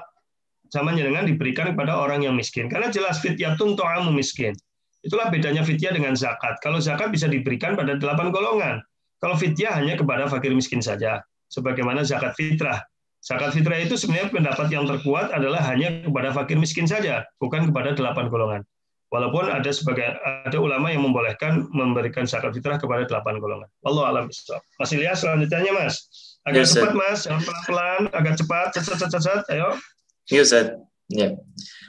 Dari Bapak Sugeng Kurniawan, kalau sedang nyarutang puasa Ramadan terus jima, apakah terkena kafarat, Ustaz? Tidak terkena. Sebagian ulama mengatakan tidak terkena, ya, karena bukan di siang hari bulan Ramadan, gitu. Maka otomatis batal puasanya saat itu tidak ternilai, tidak terkena Mas Sugeng. Jadi kalau jenengan lagi nyarutang puasa Ramadan melakukan jima tidak terkena, karena dalilnya jelas bahwa yang terkena kifarat Ramadan adalah orang yang di siang bulan Ramadan saja. Di siang bulan Ramadan pun harus dalam keadaan puasa. Kalau dia tidak dalam keadaan puasa, kemarin sudah kita bahas, seorang berjima karena dia sedang safar, tidak puasa, berjima pun tidak terkena kafarat. Wallahu a'lam bishawab. Lanjutannya Mas. Sudah selesai Ustaz. Baik, sekarang yang di YouTube ya. Yang di YouTube saya sapa dulu ini Pak Suprihatno ya. Ini sebelum tanya jawab nih. Nih, ada Pak Suprihatno. Tanya jawab dulu yang di YouTube Mas. Apa yang di chat ini? Chat Zoom dulu, chat Zoom. Boleh Ustaz yang di chat Zoom dulu. Dari Bapak ada sebenarnya Mas mana ini? Dari siapa Mas? Silakan Mas. Ya. Dari Bapak Taryono Jatilawang, Ustadz bertanya, niat puasa Ramadan ada yang dilakukan sesudah sholat tarawih secara bersama-sama, ada yang dilakukan sesudah makan sahur. Mana yang lebih afdol? Tidak ada keterangan lebih afdol, karena jelas malam yubayyitis syam qabla al-fajar. Barang siapa yang belum melakukan niat puasa sebelum fajar, di situ tidak ada keterangan afdol tidak afdol. Jadi niat puasa sudah mulai dari malam hari sampai dengan fajar. Jadi mana yang lebih afdol? Ya tidak ada keterangan lebih afdol. Gitu ya. Jadi niat setelah sholat tarawih boleh, setelah sahur boleh, sebelum subuh boleh. Kan niat di dalam hati tidak harus diucapkan. Kalau niat setelah sholat tarawih dengan diucapkan, tidak harus diucapkan gitu. Tidak harus diucapkan sebenarnya, cukup dalam hati. Tapi kalau mau diucapkan, yaitu menurut suatu pendapat diperbolehkan, gitu ya. Berikutnya. Yes, dari Ibu Sri Rahayu Ningsih Ustadz izin tanya, dengan adanya pandemi maka sholat di masjid dibatasi jumlahnya. Bagaimana kalau ternyata nanti kalau sudah waktu sholat tarawih tidak kebagian tempat, jadi sholatnya dilakukan sendiri di rumah, apakah akan mengurangi pahala? Terima kasih. Ya tidak, insya Allah tidak. Karena sebenarnya afdhalu sholatil mar'i fi baiti ilal maktubah. Sebaik-baik sholat seseorang itu dilakukan di rumahnya kecuali sholat wajib. Jadi sebenarnya sholat sunnah itu afdhalnya di rumah. Sebenarnya itu. Tapi kalau dengan sholat di rumah tidak berjamaah, tidak dapat jamaahnya. Gitu ya. Rasulullah SAW itu kan sholat jamaah tarawih itu kalau nggak salah hanya 4 hari pertama. Setelah itu kemudian beliau sholat sendiri di rumah. Karena khawatir dianggap wajib. Baru pada masa Umar bin Khattab, sholat tarawih dilakukan berjamaah di masjid-masjid setelah sholat isya di awal waktu atau waktu atamah, karena sudah lemah imannya. Orang-orang sudah mulai pada malas sholat sendiri di rumah, maka lebih baik dilakukan berjamaah di masjid. Jadi tidak mengapa Bu Sri Rahayu Ningsih orang tarawih di rumah. Cuma kalau tarawih di masjid dia dapat keutamaan, man shalla ma'al imam, barang siapa sholat bersama imam, maka dituliskan baginya sholat semalam. Jadi kalau ibu sholat sendiri di rumah tentu tidak mendapatkan pahala sholat sendiri pahala setengah malam, tetapi mendapatkan pahala sholat terbaik karena dilakukan di rumahnya. Dan ini tentunya tidak bermaksud jenengan sholat jenengan kan berniatnya sholat di masjid tapi di masjid sudah penuh begitu ya. Maka insya Allah masing-masing ada pahalanya lah. Begitu Bu. Berikutnya. Ya Ustaz. Ini dari Ibu Sri Rezeki. Assalamualaikum Ustadz, izin bertanya. Bila waktu pagi terbangun saat azan subuh, apakah kita langsung berpuasa atau boleh makan atau minum sekedar untuk mengukurkan sahur? Apa? Bila waktu pagi terbangun saat azan subuh, apakah kita langsung berpuasa atau boleh makan atau minum sekedar untuk mengukurkan sahur? Ya nggak boleh. Kalau udah azan subuh, dilihat dulu azan subuhnya udah masuk waktu subuh belum? Tadi udah kita bahas. Kalau azan subuhnya belum waktu subuh, kita lihat ada azan sudah azan subuh, tapi kita cek ke jadwal. Ternyata belum waktu subuh, maka boleh. Ya, dan ini paling gampang sediakan kurma di rumah. Karena kalau kita lagi ke susu-susu, sahurlah dengan kurma karena Rasulullah SAW bersabda, nikmatus sahur at-tamur. Sebaik-baik sahur kata Rasulullah adalah dengan kurma kering. Jadi kurma yang ada di Indonesia itu rata-rata kurma kering, itu bagus banget untuk sahur. Jadi sediakan kurma, ya saya nggak promosi, kalau mau beli di saya juga ada. Kalau mau beli di saya juga ada. Kurma Sukari saya juga jualan, sama kurma Deklet Nur, Tunis, kurma tangkai, sama kurma promosi jadi malu ini. Kalau mau beli kurma ke saya. Jadi kurma Sukari sekilonya 70.000, kalau 3 kilo 175 ya. Atau kurma Deklet Nur satu bungkus setengah kilo harganya 60.000 ya. Atau kurma Majdul, kurma Majdul itu kurma terbesar. Itu harganya sekitar 250.000 sekilo. Ada yang 300.000 sekilo. Saya diomelin sama anak saya nih. Bapak ngaji nggak boleh sama promo-promo jualan katanya. Ya nggak apa-apa ya. Ya. Jadi tujuannya memang begitu Pak Bu. Jadi kalau orang kadang-kadang kalau kita sedia kurma, kita mendadak kalau sudah mepet-mepet tinggal makan 1 kurma, 2 kurma, 3 kurma cukup gitu. Jadi karena ternyata sebaik-baik sahur adalah dengan kurma. Tapi kalau ternyata sudah betul-betul masuk waktu, maka tidak boleh ya. Maka tidak boleh sahur gitu. Jadi kalau ini pertanyaannya, bila waktu pagi terbangun saat adzan subuh, apakah kita langsung berpuasa atau boleh makan minum sekedar untuk menggugurkan sahur? Tidak boleh kalau udah masuk, tapi kalau belum masuk boleh.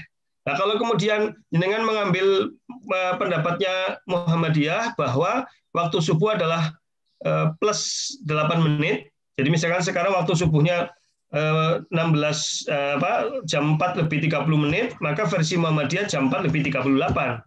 Kalau jangan ikut pendapat Muhammadiyah, maka belum masuk waktu subuh. Begitu ya. Karena waktu subuhnya Muhammadiyah mundur 8 menit. Begitu, Bu Sri Rezeki. Oh ya ini Mas, ada Pak Kusworo di mana nih? Di mana ini? Mohon izin Ustaz, pekan depan kami berencana ikut kajian Zoom ngapak ini bersama jamaah masjid kami, apakah diperbolehkan? Diperbolehkan sekali Pak, monggo. Kami sangat terbuka, bahkan senang kalau banyak jamaah yang ikut gabung kami dalam kajian ngapak di masjid-masjid. Monggo. Ya, monggo. Dan berikutnya Mas Sodikin PRM Pekuncian Mas. Oke, Ustaz. Dari Bapak Sodikin, Assalamualaikum warahmatullahi wabarakatuh. Mohon penjelasannya. Jika ada orang yang selama ini terbiasa niat puasa Ramadan 1 bulan penuh, kemudian tiap harinya tetap berniat puasa Ramadan karena ada kekhawatiran lupa. Ini ada pertanyaan, Ustaz. Mungkin pertanyaannya bagaimana gitu? Nggak, mungkin di bawahnya Mas. Coba dicek di bawahnya ada nggak? Nggak ada ya? Nggak ada, Ustaz. Coba kita pahami dulu pertanyaannya. Dari PRM Pekuncian Pak Sodikin. Mohon penjelasannya. Jika ada orang yang selama ini terbiasa niat puasa Ramadan 1 bulan penuh, kemudian tiap harinya tetap berpuasa Ramadan karena ada kekhawatiran lupa. Tiap harinya tetap berniat. Ya tadi udah kita bahas bahwa syarat niat itu 3, Pak. 1, tabyid dilakukan sebelum fajar. Kedua adalah ta'yin, ditentukan jenis ibadahnya, berarti puasa wajib, puasa Ramadan. Dan ketiga adalah tikror, berulang setiap malam. Jadi tidak ada niat puasa sekali untuk 1 bulan. Itu tidak benar Pak Sodikin, maka harus dibenarkan mulai sekarang, mulai besok. Kalau yang dulu sudah bertobat saja kepada Allah, mudah-mudahan Allah mengampuni dan menerima amalan kita. Yang mulai besok berpuasa niatnya itu setiap hari. Walaupun niat tidak harus diucapkan. Kalau dengan sudah makan sahur udah otomatis niat, itu kan? Tekad dalam hati. Berikutnya Mas. Ya Ustaz. Dari Mas Dwiswa Putra. Pak Ustadz, saya mau bertanya. Saya pernah ke Bogor waktu bulan puasa, karena di sana daerahnya tertutup gunung, subuhnya jam 6 pagi, dan di sana pada sahur jam 5 pagi. Apakah itu boleh, Pak Ustadz? Ya nggak boleh. Jangan karena tertutup gunung kemudian jam 6 pagi. Kembali kepada waktunya. Di Bogor itu waktu subuhnya jam berapa? Gitu ya. Di Bogor waktu subuhnya jam berapa? Batasannya tadi sudah saya sampaikan Mas Dwi, batasan waktu puasa adalah terbit fajar shadiq. Sudah terbit fajar shadiq belum? Kayaknya nggak mungkin terbit fajar shadiqnya di Bogor jam 6 pagi lah. Ngarang ini. Ini kerainan ini Mas Dwi ini. Alasannya ketutup gunung kerainan. Jadi subuhnya yang mengikuti jadwal waktu sholat yang telah ditetapkan. Kalau udah lewat begitu, ya puasanya nggak batal, nggak sah. Gitu ya. Berikutnya, Ya Ustaz. Dari Bu Tafi Berkoh, Ustadz izin bertanya, tadarus berjamaah yang diselenggarakan di bulan Ramadan sebaiknya bagaimana? Baca bergiliran, yang lain menyimak, atau baca sendiri-sendiri di satu tempat dan dijatah per juz atau dijatah per juz? Tadarus berjamaah yang disediakan di bulan Ramadan sebaiknya bagaimana baca bergiliran? Sebenarnya yang terbaik itu baca sendiri-sendiri, tidak ada tadarus berjamaah. Jadi yang terbaik itu Bu Tafi, baca Al-Qur'an sendiri-sendiri di rumah masing-masing. Karena ij'alu la taj'alu buyutakum maqabir. Jangan kau jadikan rumah-rumah kalian seperti kuburan. Fa inna syaitan yanfiru minal baitil ladzi tuqra'u fihi suratul Baqarah. Karena setan akan kabur dari rumah yang dibacakan surat Al-Baqarah. Tetapi makna umum dari hadis itu supaya rumah kita dihidupkan dengan sering membaca Al-Qur'an. Jadi tadarus berjamaah tidak harus dilakukan di masjid, di musola, dan sebenarnya yang terbaik adalah baca sendiri-sendiri. Kalau ada tadarus berjamaah namanya tadarus. Kalau dibaca bareng-bareng itu berarti ada yang diabaikan. Karena wa idza quri'al Qur'an fastami'u lahu ansitu la'allakum turhamun. Jika dibacakan Al-Qur'an harusnya saling mendengar.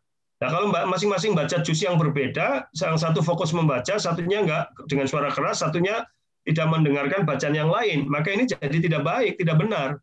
Menyalahi aturan, jika dibacakan Al-Quran, maka dengarlah supaya dapat rahmat. Maka yang terbaik adalah bergantian. Gitu ya Bu Tafi Berkoh ya. Seandainya ada tadarus berjamaah di masjid dilakukan bergantian. Misalkan ibu baca berapa ayat, yang lainnya mendengar. Terus yang gantian, yang lainnya membaca, ibu mendengar. Seterus begitu. Jadi sambil membenarkan kalau memang terjadi salah. Itulah tadarus yang benar. Demikian wallahu a'lam bishawab. Berikutnya. Ya Ustaz. Dari Bapak Herdianto, SMK Telkom Purwokerto. Assalamualaikum, maaf Ustadz, minta Raga izin bertanya. Saya punya tetangga sudah tua, tidak bisa berpuasa dan tidak bisa membayar fidyah karena kesulitan ekonomi. Bagaimana solusinya? Solusinya adalah bantu dia dengan untuk membayar fidyah. Jadi dengan memberikan uang kepada dia atau bahan makanan untuk membayar fidyah.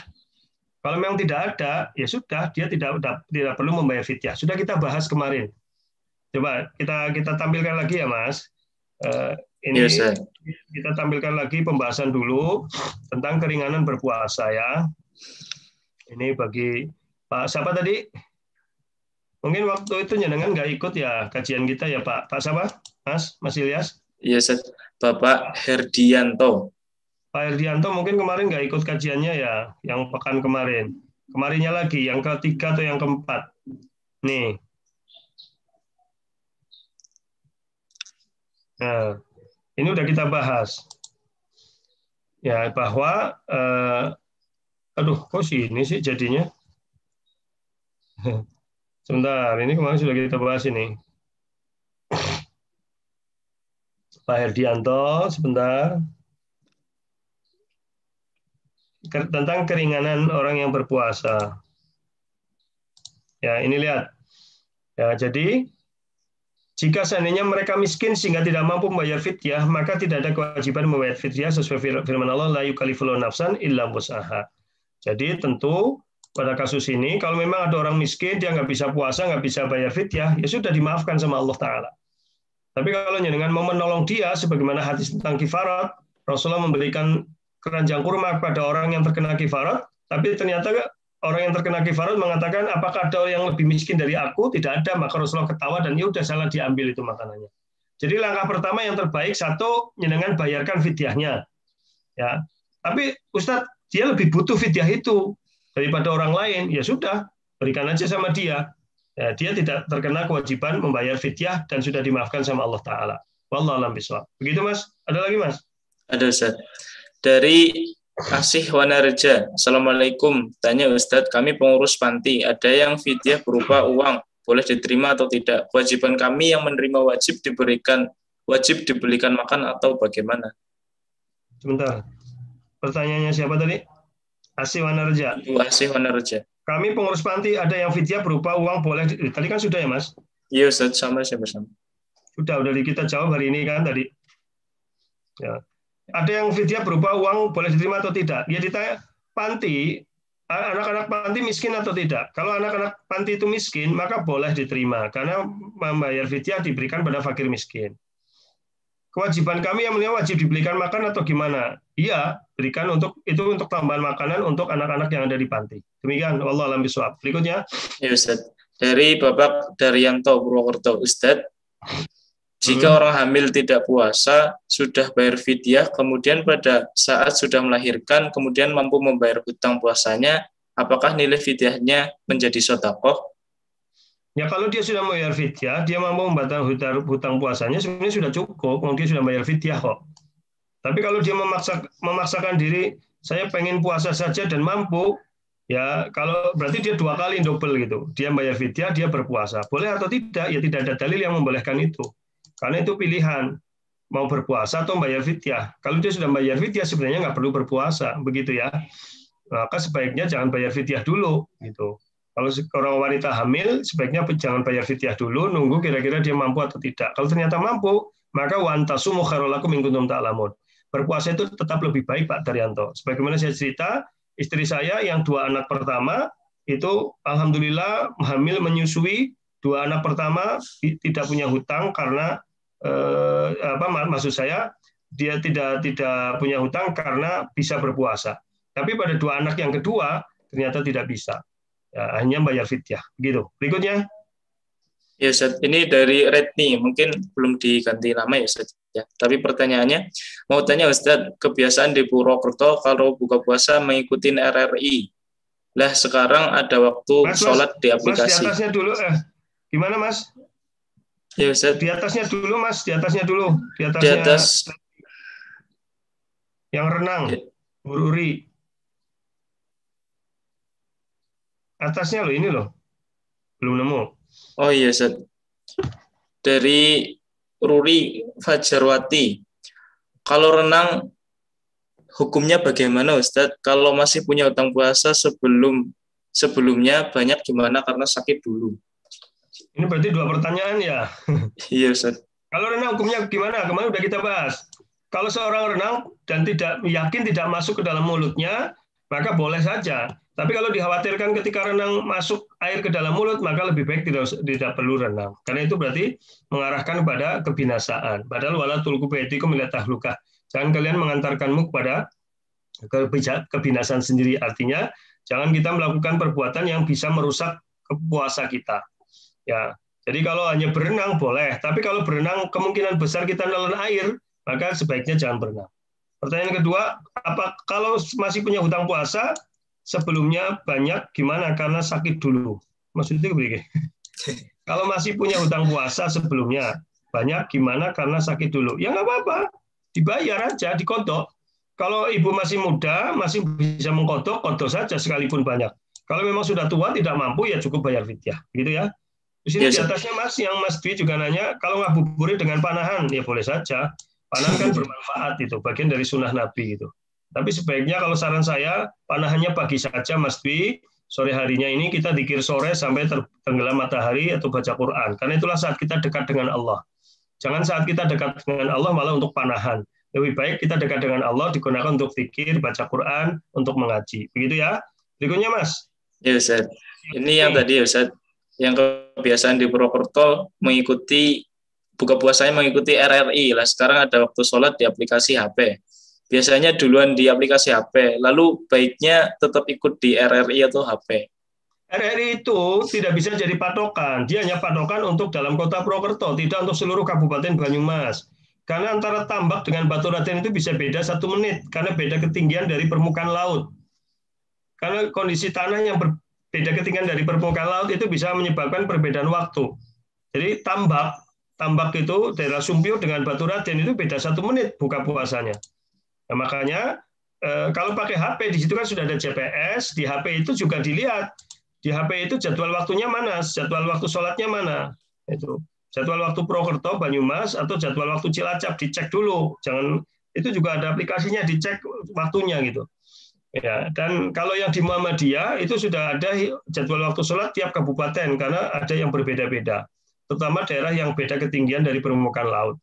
Jadi sekarang jangan mengikuti, tidak, maksudnya saya bukan apa-apa, tapi adzan di RRI tidak bisa jadi patokan untuk semua. Itu hanya berlaku untuk dalam kota Purwokerto sebenarnya, yang lainnya menyesuaikan, dilihat kalau menggunakan aplikasi HP itu insya Allah juga akurat gitu ya. Baik, berikutnya. Ya Ustaz. Dari Bapak Datuk Nurul. Assalamualaikum warahmatullahi wabarakatuh. Ustadz, terima kasih kemarin sudah ikut nyantri dan semoga Ustadz sehat selalu. Pertanyaannya, saya sekeluarga biasa rutin puasa Yaumul Bid dan puasa Senin Kamis. Lalu bagaimana untuk puasa hari Senin besok karena hari Selasa sudah Ramadan? Karena ada yang bilang tidak boleh berpuasa menjelang puasa Ramadan. Ya, Mas Datuk Nurul ini sudah kita bahas dalam kajian yang lalu. Sudah kita bahas, Mas Datuk Nurul kemana waktu itu? Mungkin lagi nggak mendengarkan ya. Sudah kita bahas, waktu itu kita bahas, idan tasawwaf Sya'ban fala tasumu. Jika sudah akhir Sya'ban, maka jangan kalian berpuasa. Atau janganlah kalian berpuasa sehari atau 2 hari sebelum Ramadan. Hadis itu berlaku bagi yang tidak biasa berpuasa sunnah. Kalau Mas Datuk Nurul dan keluarga sudah biasa puasa Senin, maka tidak mengapa. Besok Senin tetap berpuasa sunnah. Begitu ya Mas, sudah kita bahas pada ngapak yang ketiga, kepada meniti keberkahan Ramadan yang ketiga kalau nggak salah. Coba dicek kembali.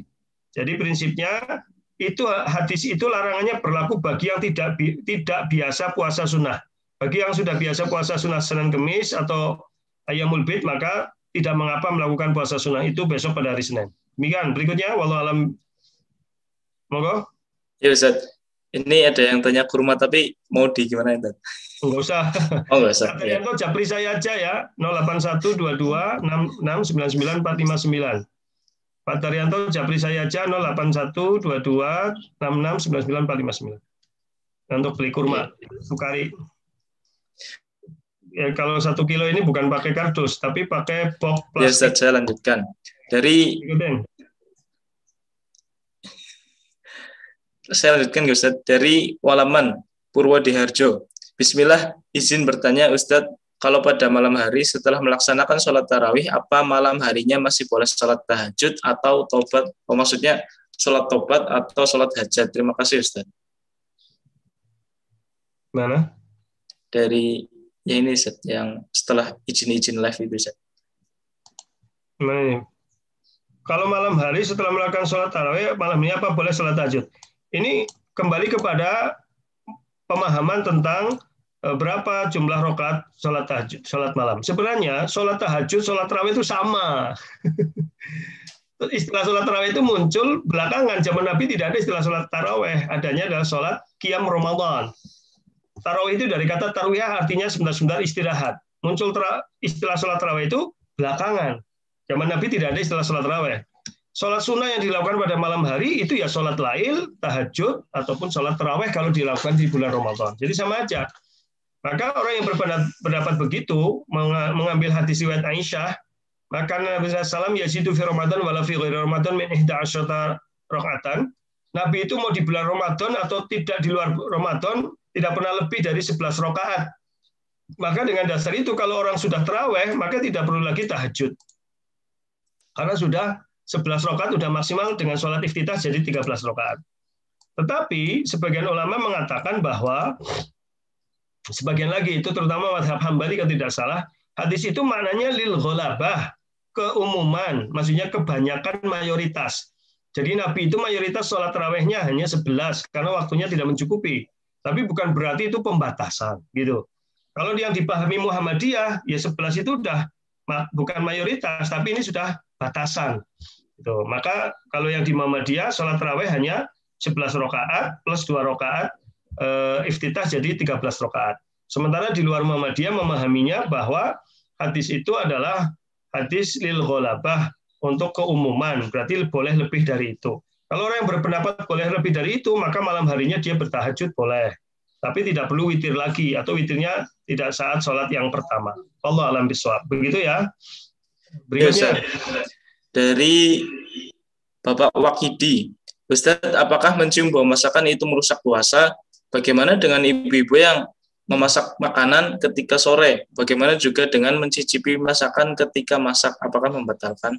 Sudah kita bahas kemarin Pak Wakidi ya. Coba nanti dicek di YouTube Pak Wakidi di meniti kebermanan Ramadan bagian ke-6 kemarin sudah kita bahas.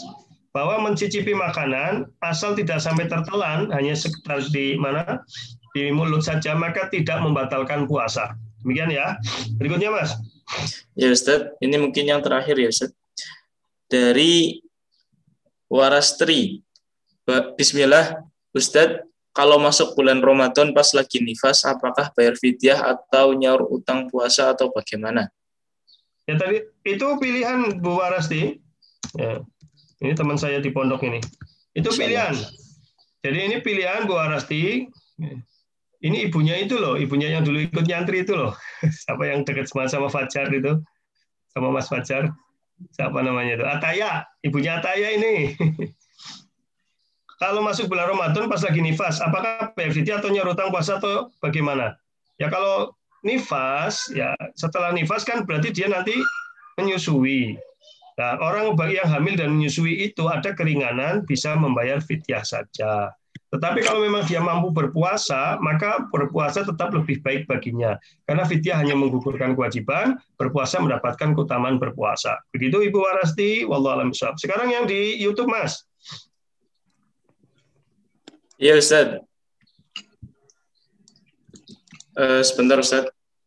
Saya belum buka YouTube, Ustaz. Saya sudah buka YouTube. Sudah, saya aja ya, nggak apa-apa. Baik yang di YouTube nih.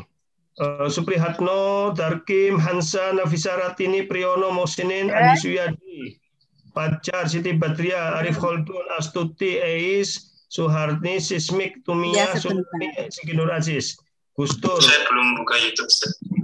Endah Padmini, kemudian Adi Supriyono, Ayu Dinda, Nur Titi, Heri, Giat Waluyo, Nur Samsi di Medan ini, Masya Allah, Jasmine, Tarto, Karsidi, Mahmuda, Edi Prayitno, Wahyudi ditambah Habibullah, Pak Haji ini, Supardi, Burhanuddin, Muhammad Imam Siswan, Muhtor di Pacem mana?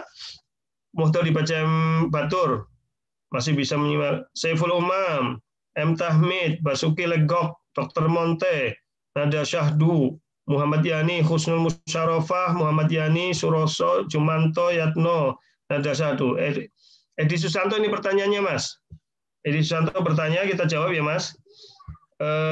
Bismillah, kalau boleh puasa sunnah, sudah biasa insya Allah melaksanakan puasa sunnah Senin Kamis. Karena Selasanya masuk 1 Ramadan. Boleh, Pak? Boleh, boleh. Pak Suki Legok, Ustadz, bagaimana hukumnya meladeni makan minum kepada non-muslim saat puasa di pasar sedangkan dia istri seorang pendakwah? Ya nggak apa-apa, karena non-muslim. Ya, kecuali kalau meladeni muslim. Kita meladeni non-muslim yang tidak puasa tidak masalah. Termasuk kita meladeni muslim yang sedang tidak berpuasa karena safar, karena sedang haid gitu. Nanti kalau semuanya tidak ada yang meladeni gimana? Orang yang sedang bepergian butuh makan. Orang yang sedang haid butuh makan. Orang yang sedang sakit butuh makan. Maka kalau kemudian nggak ada yang melayani gimana? Kalau dia punya rumah makan misalkan, boleh saja. Ya apalagi non-muslim, boleh saja. Nah, itu bagian dari muamalah saja duniawiyah. Berikutnya, Sri Nur Hayati KPPN hadir, Nada Syahdu, Diana Asri Ari. Assalamualaikum Ustaz. Ayah saya sakit, stroke, hanya bisa tiduran, ngendika aja nggak bisa. Nanti bulan Ramadan bayar fidyahnya saya yang bayarkan, apakah sah? Iya, kalau anak membayarkan menjadi, Masya Allah, ini menjadi birrul walidain. Jadi ketika Bapak nyenengan kondisi stroke, nggak bisa puasa, nyenengan bayarin fidyahnya, itu jadi pahala kebaikan buat nyenengan, pahalanya 2. Ya, pahala birrul walidain sama pahala bersedekah untuk orang tua. Masya Allah. Luar biasa, Barakallah Budiana Asri, Budiana Ari. Berikutnya Susi Bariyatun, Mariati Elis, Setiono Nurani, Evianti, Trirahayu, Siti Hajaro, Bumi Ayu, Setiati Nurani, apalagi ini? Edi Dado, Haidar, Rafi. Assalamualaikum. Ustadz, jima di malam Lailatul Qadar boleh Ustadz? Boleh, tidak ada larangan. Kan orang tidak tahu Lailatul Qadar kapan, kan? Artinya pas lagi jima ternyata Lailatul Qadar, nggak apa-apa. Nanti kalau jadi anak, mudah-mudahan jadi anak yang soleh.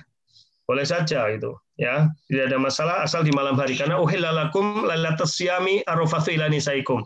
Al-Baqarah 186 itu menjadi dalil umum dihalalkan bagimu untuk berhubungan intim dengan istrimu di malam bulan Ramadan. Maka umum di malam bulan Ramadan kapanpun itu boleh. Kemudian Andi Wahyu Ramadan. Assalamualaikum Ustadz, mau bertanya hukum membelikan makanan di bulan puasa siang hari pada GrabFood gimana Ustadz? Maksudnya ini. Hukum membelikan makanan di bulan puasa siang hari pada GoFood gimana Ustadz? Ya boleh saja kalau jenengan lagi nggak puasa, beli GoFood makanan karena jenengan sedang sakit, atau untuk memberi makan yang sedang haid dan sebagainya, nggak ada masalah. Tapi kalau jenengan nggak puasa, ya itu masalah, berdosa. Barang siapa yang tidak berpuasa sehari di Ramadan sehari, maka tidak bisa disahur dengan sengaja ya, tidak bisa disahur dengan 1 tahun puasa. Rizky Andriani, Ustaz izin tanya, masak bikin kue lebaran, biasanya lembur di 10 hari terakhir Ramadan. Apa itu termasuk merusak puasa? Ini yang perlu saya sampaikan. Pada kaum Hawa terutama, 10 hari terakhir Ramadan itu justru kita lebih banyak gaspol beribadah kepada Allah, bukan gaspol bikin roti. Roti bisa dibikin sebelumnya. Jangan mengurangi kebaikan ibadah kita ketika justru menyibukkan dengan hal-hal sia-sia, hal-hal dunia bukan sia-sia. Berarti orang yang seperti itu bagaimana? Rusak puasanya Ustaz? Tidak rusak, tapi tidak sesuai sunnah Rasul. Karena sunnah Rasul, karena Nabi SAW yastahidu fil asyil awahil min Ramadan ma la yastahidu fi ghairihi. Nabi itu lebih bersungguh-sungguh dalam berpuasa beribadah di 10 hari terakhir. Lah ibu-ibu malah sungguh-sungguh nggak bayar roti, belanja buku, belanja kelambi. Nah, ini yang nggak benar malah. Belanja toples, siki gawe roti toplesnya sebelum Ramadan baik. Kan bisa sebulan. Atau di awal-awal Ramadan. Atau di pertengahan Ramadan, jangan di 10 hari terakhir. Sayang, 10 hari terakhir itu luar biasa keutamanya. Begitu ya. Itu Bu Rizky Andriani. Ini mewakili emak-emak kaum Hawa ini. Bu Titik, Kusuma Winahyu, Maskur Ihsan dari Majenang. Kemudian Edi Dagdo. Ustadz izin bertanya, doa di masing-masing sholat tarawih bagaimana yang benar sesuai sunnah? Mohon penjelasan. Tidak ada dalil khusus doa di setiap selesai antar 2 rakaat dengan 2 rakaat atau 4 rakaat dengan 4 rakaat. Tidak ditemukan dalil itu. Yang ada termasuk setelah sholat tarawih tidak ditemukan dalil sahihnya. Yang ada doa setelah witir. Jadi kalau cari dalil yang sahih, doanya setelah witir, yaitu Subhanal Malikil Quddus, Subhanal Malikil Quddus, dan yang terakhir dipanjangkan. Subhanal Malikil Quddus, gitu dipanjangkan ya. Kemudian ditambah sebagai riwayat Rabbul Malaikati Warroh. Kemudian kalau pada malam Lailatul Qadar ditambah dengan Allahumma innaka afun tuhibbul afwa fa'fu anni. Karena kita nggak tahu kapan Lailatul Qadar, maka doa itu bisa dibaca setiap malam. Kemudian ada riwayat yang lain, Allahumma inni a'udzu biridhoka min sakhatik wa bi mu'afatika min 'uqubatik wa a'udzu bika minka la usisalan anta kama santang ala nafsik. Itu nanti kita bahas pada pertemuan depan insyaallah. Tapi intinya tidak ditemukan riwayat sahih doa antar tarawih dengan tarawih atau setelah tarawih. Yang ada doa setelah witir. Gitu nggih? Mudah-mudahan bisa dipahami. Berikutnya Pak Priyono. Assalamualaikum Ustaz. Sholat tarawih di lingkungan masjid kita melaksanakan sholat tarawihnya 23 rakaat witir. Bolehkah kita ikut berjamaah sholat tarawih hanya 8 rakaat, lalu sholat witir di rumah? Boleh saja, nggak apa-apa. Jadi kalau jenengan meyakini cuma 3 rakaat, ikut di masjid 8 rakaat, kemudian pulang, tarawih di rumah 3 rakaat, atau witir setelah itu jenengan baca Quran di masjid, setelah mereka witir, jenengan ikut witir, nggak ada masalah. Ya. Kemudian Edi Hartono, Derek Ngaos, Jumanto Jumbol, Laris Manis, Laris Manis sih, oke kurmanen deh. Amin. Sadikin Said, alhamdulillah sampai saya ini signal lancar. Iko Haryo Mulyo luar biasa, tunggu kasih Anton nyimak. Fatwa Khairil A. Ustadz, bagaimana hukumnya ketika tarawih 4 rakaat ketiga dan membaca surat kedua setelah Al-Fatihah? Maksudnya membaca surat kedua setelah Al-Fatihah, karena biasanya ketika kita sholat Fatihah 4 rakaat tidak membaca surat kedua di rakaat ketiga dan keempat. Loh, memang kalau untuk sholat tarawih itu pada rakaat ketiga dan 4 itu tetap membaca suratan. Jadi bukan hanya berbeda caranya dengan sholat wajib. Kalau sholat wajib yang membaca suratan hanya pada rakaat 1 kedua, kecuali sholat duhur. Kalau sholat duhur disunahkan rakaat ketiga dan keempat juga membaca suratan, khusus sholat duhur.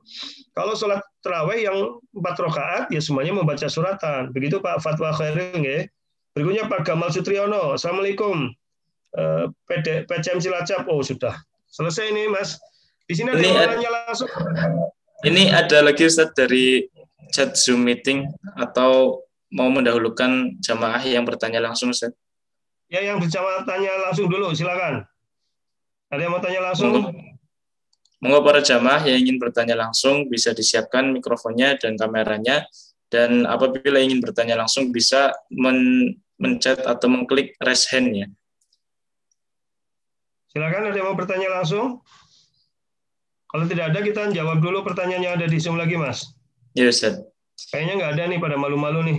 Nah, berikutnya. Ini ada dari Wakidi lagi Ustaz yang tadi juga.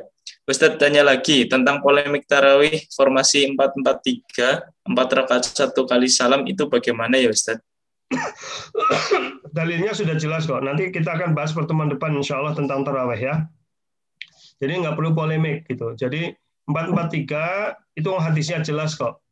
Sholli arba'an, kemudian sholat 4 rakaat. Nanti besok kita bahas insya Allah. Ya, jadi mereka yang berpendapat bahwa 4-4-3 itu nggak ada. 4-4-3 itu maksudnya 2-2-3, yaitu jelas menyelisih hadis, karena hadisnya jelas kok. Summa yusolli arba'an, falatas anu sinihna wa tulihna. Kemudian Rasul sholat 4 rakaat, jangan kau tanya betapa panjang dan bagusnya. Kemudian sholat 4 rakaat lagi. Kan jelas, kalau 2 rakaat kan 2 rakaat, 4 rakaat, 4 rakaat. Jelas. Kalau di Muhammadiyah sendiri, cara sholat tarawih, ragam sholat Rasulullah itu banyak sekali cara Rasulullah sholat malam. Dan di Muhammadiyah sendiri, dalam edaran untuk warga Muhammadiyah, sholat tarawih bisa dilakukan dengan 2 cara. Untuk di masjid-masjid ini yang memudahkan 4-4-3 atau 2-2-2-2-1. Jadi bisa dengan 2 cara, 4-4-3 atau 2-2-2-1. Jadi Muhammadiyah tidak hanya 4-4-3, tapi juga 2-2-2-2-1. Nah, kalau gimana saran Ustaz, 4-4-3 atau 2-2-2-1? Kalau kebanyakan jamaahnya orang tua, maka lebih baik 2-2-2-2-2-1. Karena sebentar-sebentar istirahat, 2 rakaat duduk, 2 rakaat duduk. Tapi kalau jamaahnya masih banyak yang kuat-kuat, maka 4-4-3 ya nggak Pak, itu bagus juga. Karena lebih panjang 4-4-3 dibanding 2-2-2-2-1. Nanti pertemuan depan kita bahas pendalilan ketika sholat 4-4-3. Itu pembahasannya agak panjang karena menyangkut penjelasan para ulama tentang hadis yang sholat 4-4-3. Demikian, ada lagi? Ada lagi Ustaz. Dari Ibu Reni Widiarti, izin bertanya, ketika di 10 hari terakhir bagi wanita ternyata sedang haid, amalan apa saja yang bisa dikerjakan agar tetap bisa mendapatkan Lailatul Qadar? Ya, Allah tidak mungkin membebani seorang di luar kemampuannya. Keutamaan satu dengan keutamaan lain berbeda-beda. Jadi kalau wanita 10 hari terakhir itu lagi haid, bisa nggak dapat Lailatul Qadar?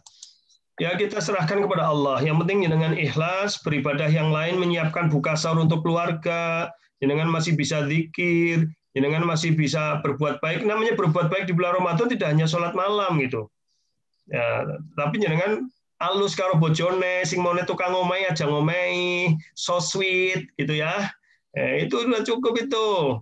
Ya, mending anaknya tambah eman, ya, bojone delus-elus, dipijeti, ya itu udah pahala kebaikan luar biasa. Bojone apa namanya? Bojone itikaf dikirim, dipijeti sedela terus bali. Oh bagus itu. Ya, jadi begitu ya Bu Juju Fajar aja tutupan baik were. Ya, bapak kayak dipijeti, cingalo saja tomai baik, disayang-sayang, ya. Itu ya. Ini berkala-kala karo wong lanang. Ya, baik. Begitu Mas, berikutnya. Ya Ustaz, ini mungkin yang terakhir saja ya Ustaz, sudah jam 7.17 juga, ya, dan dari jemaah yang lain juga alhamdulillah belum ada yang bertanya lagi. Dari Ibu Leli Agustina, maaf Ustaz kalau membayarkan puasa orang tua yang sudah udzur bukan dengan fidyah tapi dengan puasa penuh, dibenarkan tidak ya Ustaz? Terima kasih. Tidak dibenarkan. Kalau orang tua masih hidup, maka cukup bayar fidyah. Sudah dimudahkan Allah. Kecuali orang tua sudah meninggal, dia punya hutang. Man mata walahu siyam soma'anhu waliyuhu. Barang siapa meninggal dunia dan dia masih punya hutang puasa, maka yang nyaur hutang adalah walinya. Jadi kalau orang tua jenengan sudah meninggal punya hutang puasa, baru disaurkan puasa. Tapi kalau orang tua jenengan masih hidup, maka tidak perlu nyaur hutang puasa, maka cukup dengan membayar fidyah. Wallahu a'lam bishawab. Demikian Mas, saya kira cukup. Tolong nanti jamaah japri ke admin, atau nanti admin Mas Ilyas coba kontak dengan admin dan yang lainnya, bikin semacam polling di Google Form. Waktu untuk kajian kita ini apakah tetap hari Ahad habis subuh atau dirubah menjelang buka puasa atau apa waktu nanti tolong disampaikan gitu ya. Dan Yes, kepada Ustaz. seluruh jamaah, ini besok kita mau masuk bulan Ramadan. Mudah-mudahan kita diberi kesehatan, diberi kesempatan oleh Allah untuk bisa beramal sebaik-baiknya di bulan Ramadan. Dan mudah-mudahan Allah selalu apa yang kita rencanakan di bulan Ramadan dengan baik. Kemudian Allah benar-benar akan meridhoi amalan kita. Allahumma sallimna ila Ramadan, wa sallim lana Ramadan, wa tasallamhu minna mutaqabbala. Rabbana hab lana min azwajina wa dhurriyyatina qurrata a'yun waj'alna lil muttaqina imama. Rabbana atina fid dunya hasanah wa fil akhirati hasanah wa qina adzabannar. Walhamdulillahirabbil alamin. Terima kasih. Ini jamaah ada yang dari Medan, dari Jogja, dari Depok, dari banyak dari luar, di samping yang dari Parlimas Cakep, termasuk yang di Sumba, di NTB, di Magelang. Bu Hikmah ini, Bu Hikmah lama nggak ikut ya, Mas? Biasanya Bu Hikmah aktif ini yang di Magelang, aktif bertanya, ini kok lama nggak ikut ya? Baik, dan seluruh jamaah yang di Parlimas Cakebres, Banjarnegara, Purbalingga, Banyumas, Cilacap, Brebes, Kebumen, Tegal, nah, ini semuanya mudah-mudahan diberkahi Allah Ta'ala. Mohon maaf bila ada kata-kata yang kurang berkenan. Mas Ilyas, kita foto bersama, coba ditampilkan semuanya, bisa nggak dalam satu page? Iya, di setting. Bapak Ibu dinyalakan kameranya, kita foto terakhir sebelum Ramadan. Mas, ditampilkan di page, Mas. Diperbanyak, Mas, dalam satu kolomnya, Mas, dalam satu page-nya. Kan ada settingnya. Menampilkan sekian orang gitu. Iya, Ustaz. 49 insya Allah bisa, Ustaz. Tapi nanti hasilnya kecil-kecil sih, Ustaz. Maksudnya wajahnya ya kecil-kecil itu. Nggak apa-apa. Wajah kecil nggak apa-apa. Yang penting kelihatan. Ayo, Ya, Mas. Ustaz. Ya. Coba ditampilkan, silakan. Mas. Nggak bisa 80 ya, Mas? Nggak bisa, Ustaz. Maksimal berapa? 49. Ya udah ditampilkan semuanya 49. Silakan kita foto dulu. Ya, monggo jamaah bisa dipersilakan. Baik, siap Mas, diaba-abain Mas. Ya, oke Ustaz. Saya hitung mundur ya, jamaah. 3, 2, 1. Masya Allah. Page lain Mas, ganti page. Ya Ustaz. 1. Ganti page. Ya Ustaz. Monggo dipersiapkan. Saya hitung 1 sampai 3. 1, 2, 3. Masya Allah. Maskernya dicopot dong, Bu Ria Feryana, Bu Ruri. Masa dipakai terus maskernya? Ya. Berikutnya. Sudah Ustaz? Atau ada lagi? Satu lagi dong. Satu lagi. Oh iya Ustaz, siap. Ini dari Kendal nih. Kendal ikut nih Pak Kasir. Pak Kasir AR di Kendal. Masya Allah. Ini Masya Allah. Pak Kasir ini. Sudah? Ya. Yaudah. 1, 2, 3. Oke Ustaz, siap. Baik, dah. Saya kira itu mudah-mudahan bermanfaat. Mohon maaf bila ada kata-kata kurang berkenan. Aku lu kelihatan. Astagfirullah. Rabbana fanfa'na bima 'allamtana. Subhanakallahumma bihamdik. Asyhadu an la ilaha illa anta. Astaghfiruka wa atubu ilaik. Wassalamualaikum warahmatullahi wabarakatuh. Waktu saya kembalikan kepada Mas Ilyas selaku moderator. Silakan Mas. Waalaikumsalam warahmatullahi wabarakatuh. Syukron kasiran wa jazakallahu khairan kasiran kepada Ustadz Mintar Keman Surya yang telah menyampaikan kajian meniti kebermanaan Ramadan bagian 7. Jadi saya di sini sebagai moderator juga ingin undur diri, tapi sebelum undur diri saya ingin menyampaikan kepada jamaah sekalian semuanya. Di sini kita Ma'had Fastabiqul Khairat membuat buku doa dzikir pagi. Jadi apabila ada jamaah yang berkenan atau ingin memesan, silahkan menghubungi admin sebagaimana admin yang ada di grup ngapak seperti itu. Mungkin seperti itu saja dari saya, dan saya memohon maaf dan berterima kasih kepada jamaah yang telah menyematkan dan menghadirkan diri untuk selalu senantiasa dan setia mengikuti ngaji Ahad pagi ini.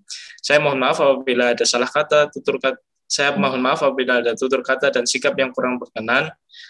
Mohon maaf. Dan kemudian mari kita tutup kajian Ahad pagi pada hari ini dengan alhamdulillah dan doa kafaratul majelis. Alhamdulillahirabbil alamin. Subhanakallahumma wa bihamdika asyhadu an la ilaha illa anta astaghfiruka wa atubu ilaik. Ya. Syukran. Assalamualaikum warahmatullahi wabarakatuh. Waalaikumsalam warahmatullahi wabarakatuh. Wakaf pembebasan tanah untuk pendirian asrama santri Ma'had Fastabiqul Khairat Purwokerto 1442 Hijriah. Kesempatan bagi Anda untuk mendapatkan pahala jariah. Mari ikut serta dalam pembebasan tanah untuk pendirian asrama santri Mahat Fastabiqul Khairat Purwokerto yang berlokasi di Jalan Kiai Haji Ahmad Dahlan, RT 1 RW 1 Larangan Kembaran, Purwokerto. Luas tanah keseluruhan 554 meter persegi. Harga tanah per meter Rp1.250.000 dengan total keseluruhan Rp700 juta.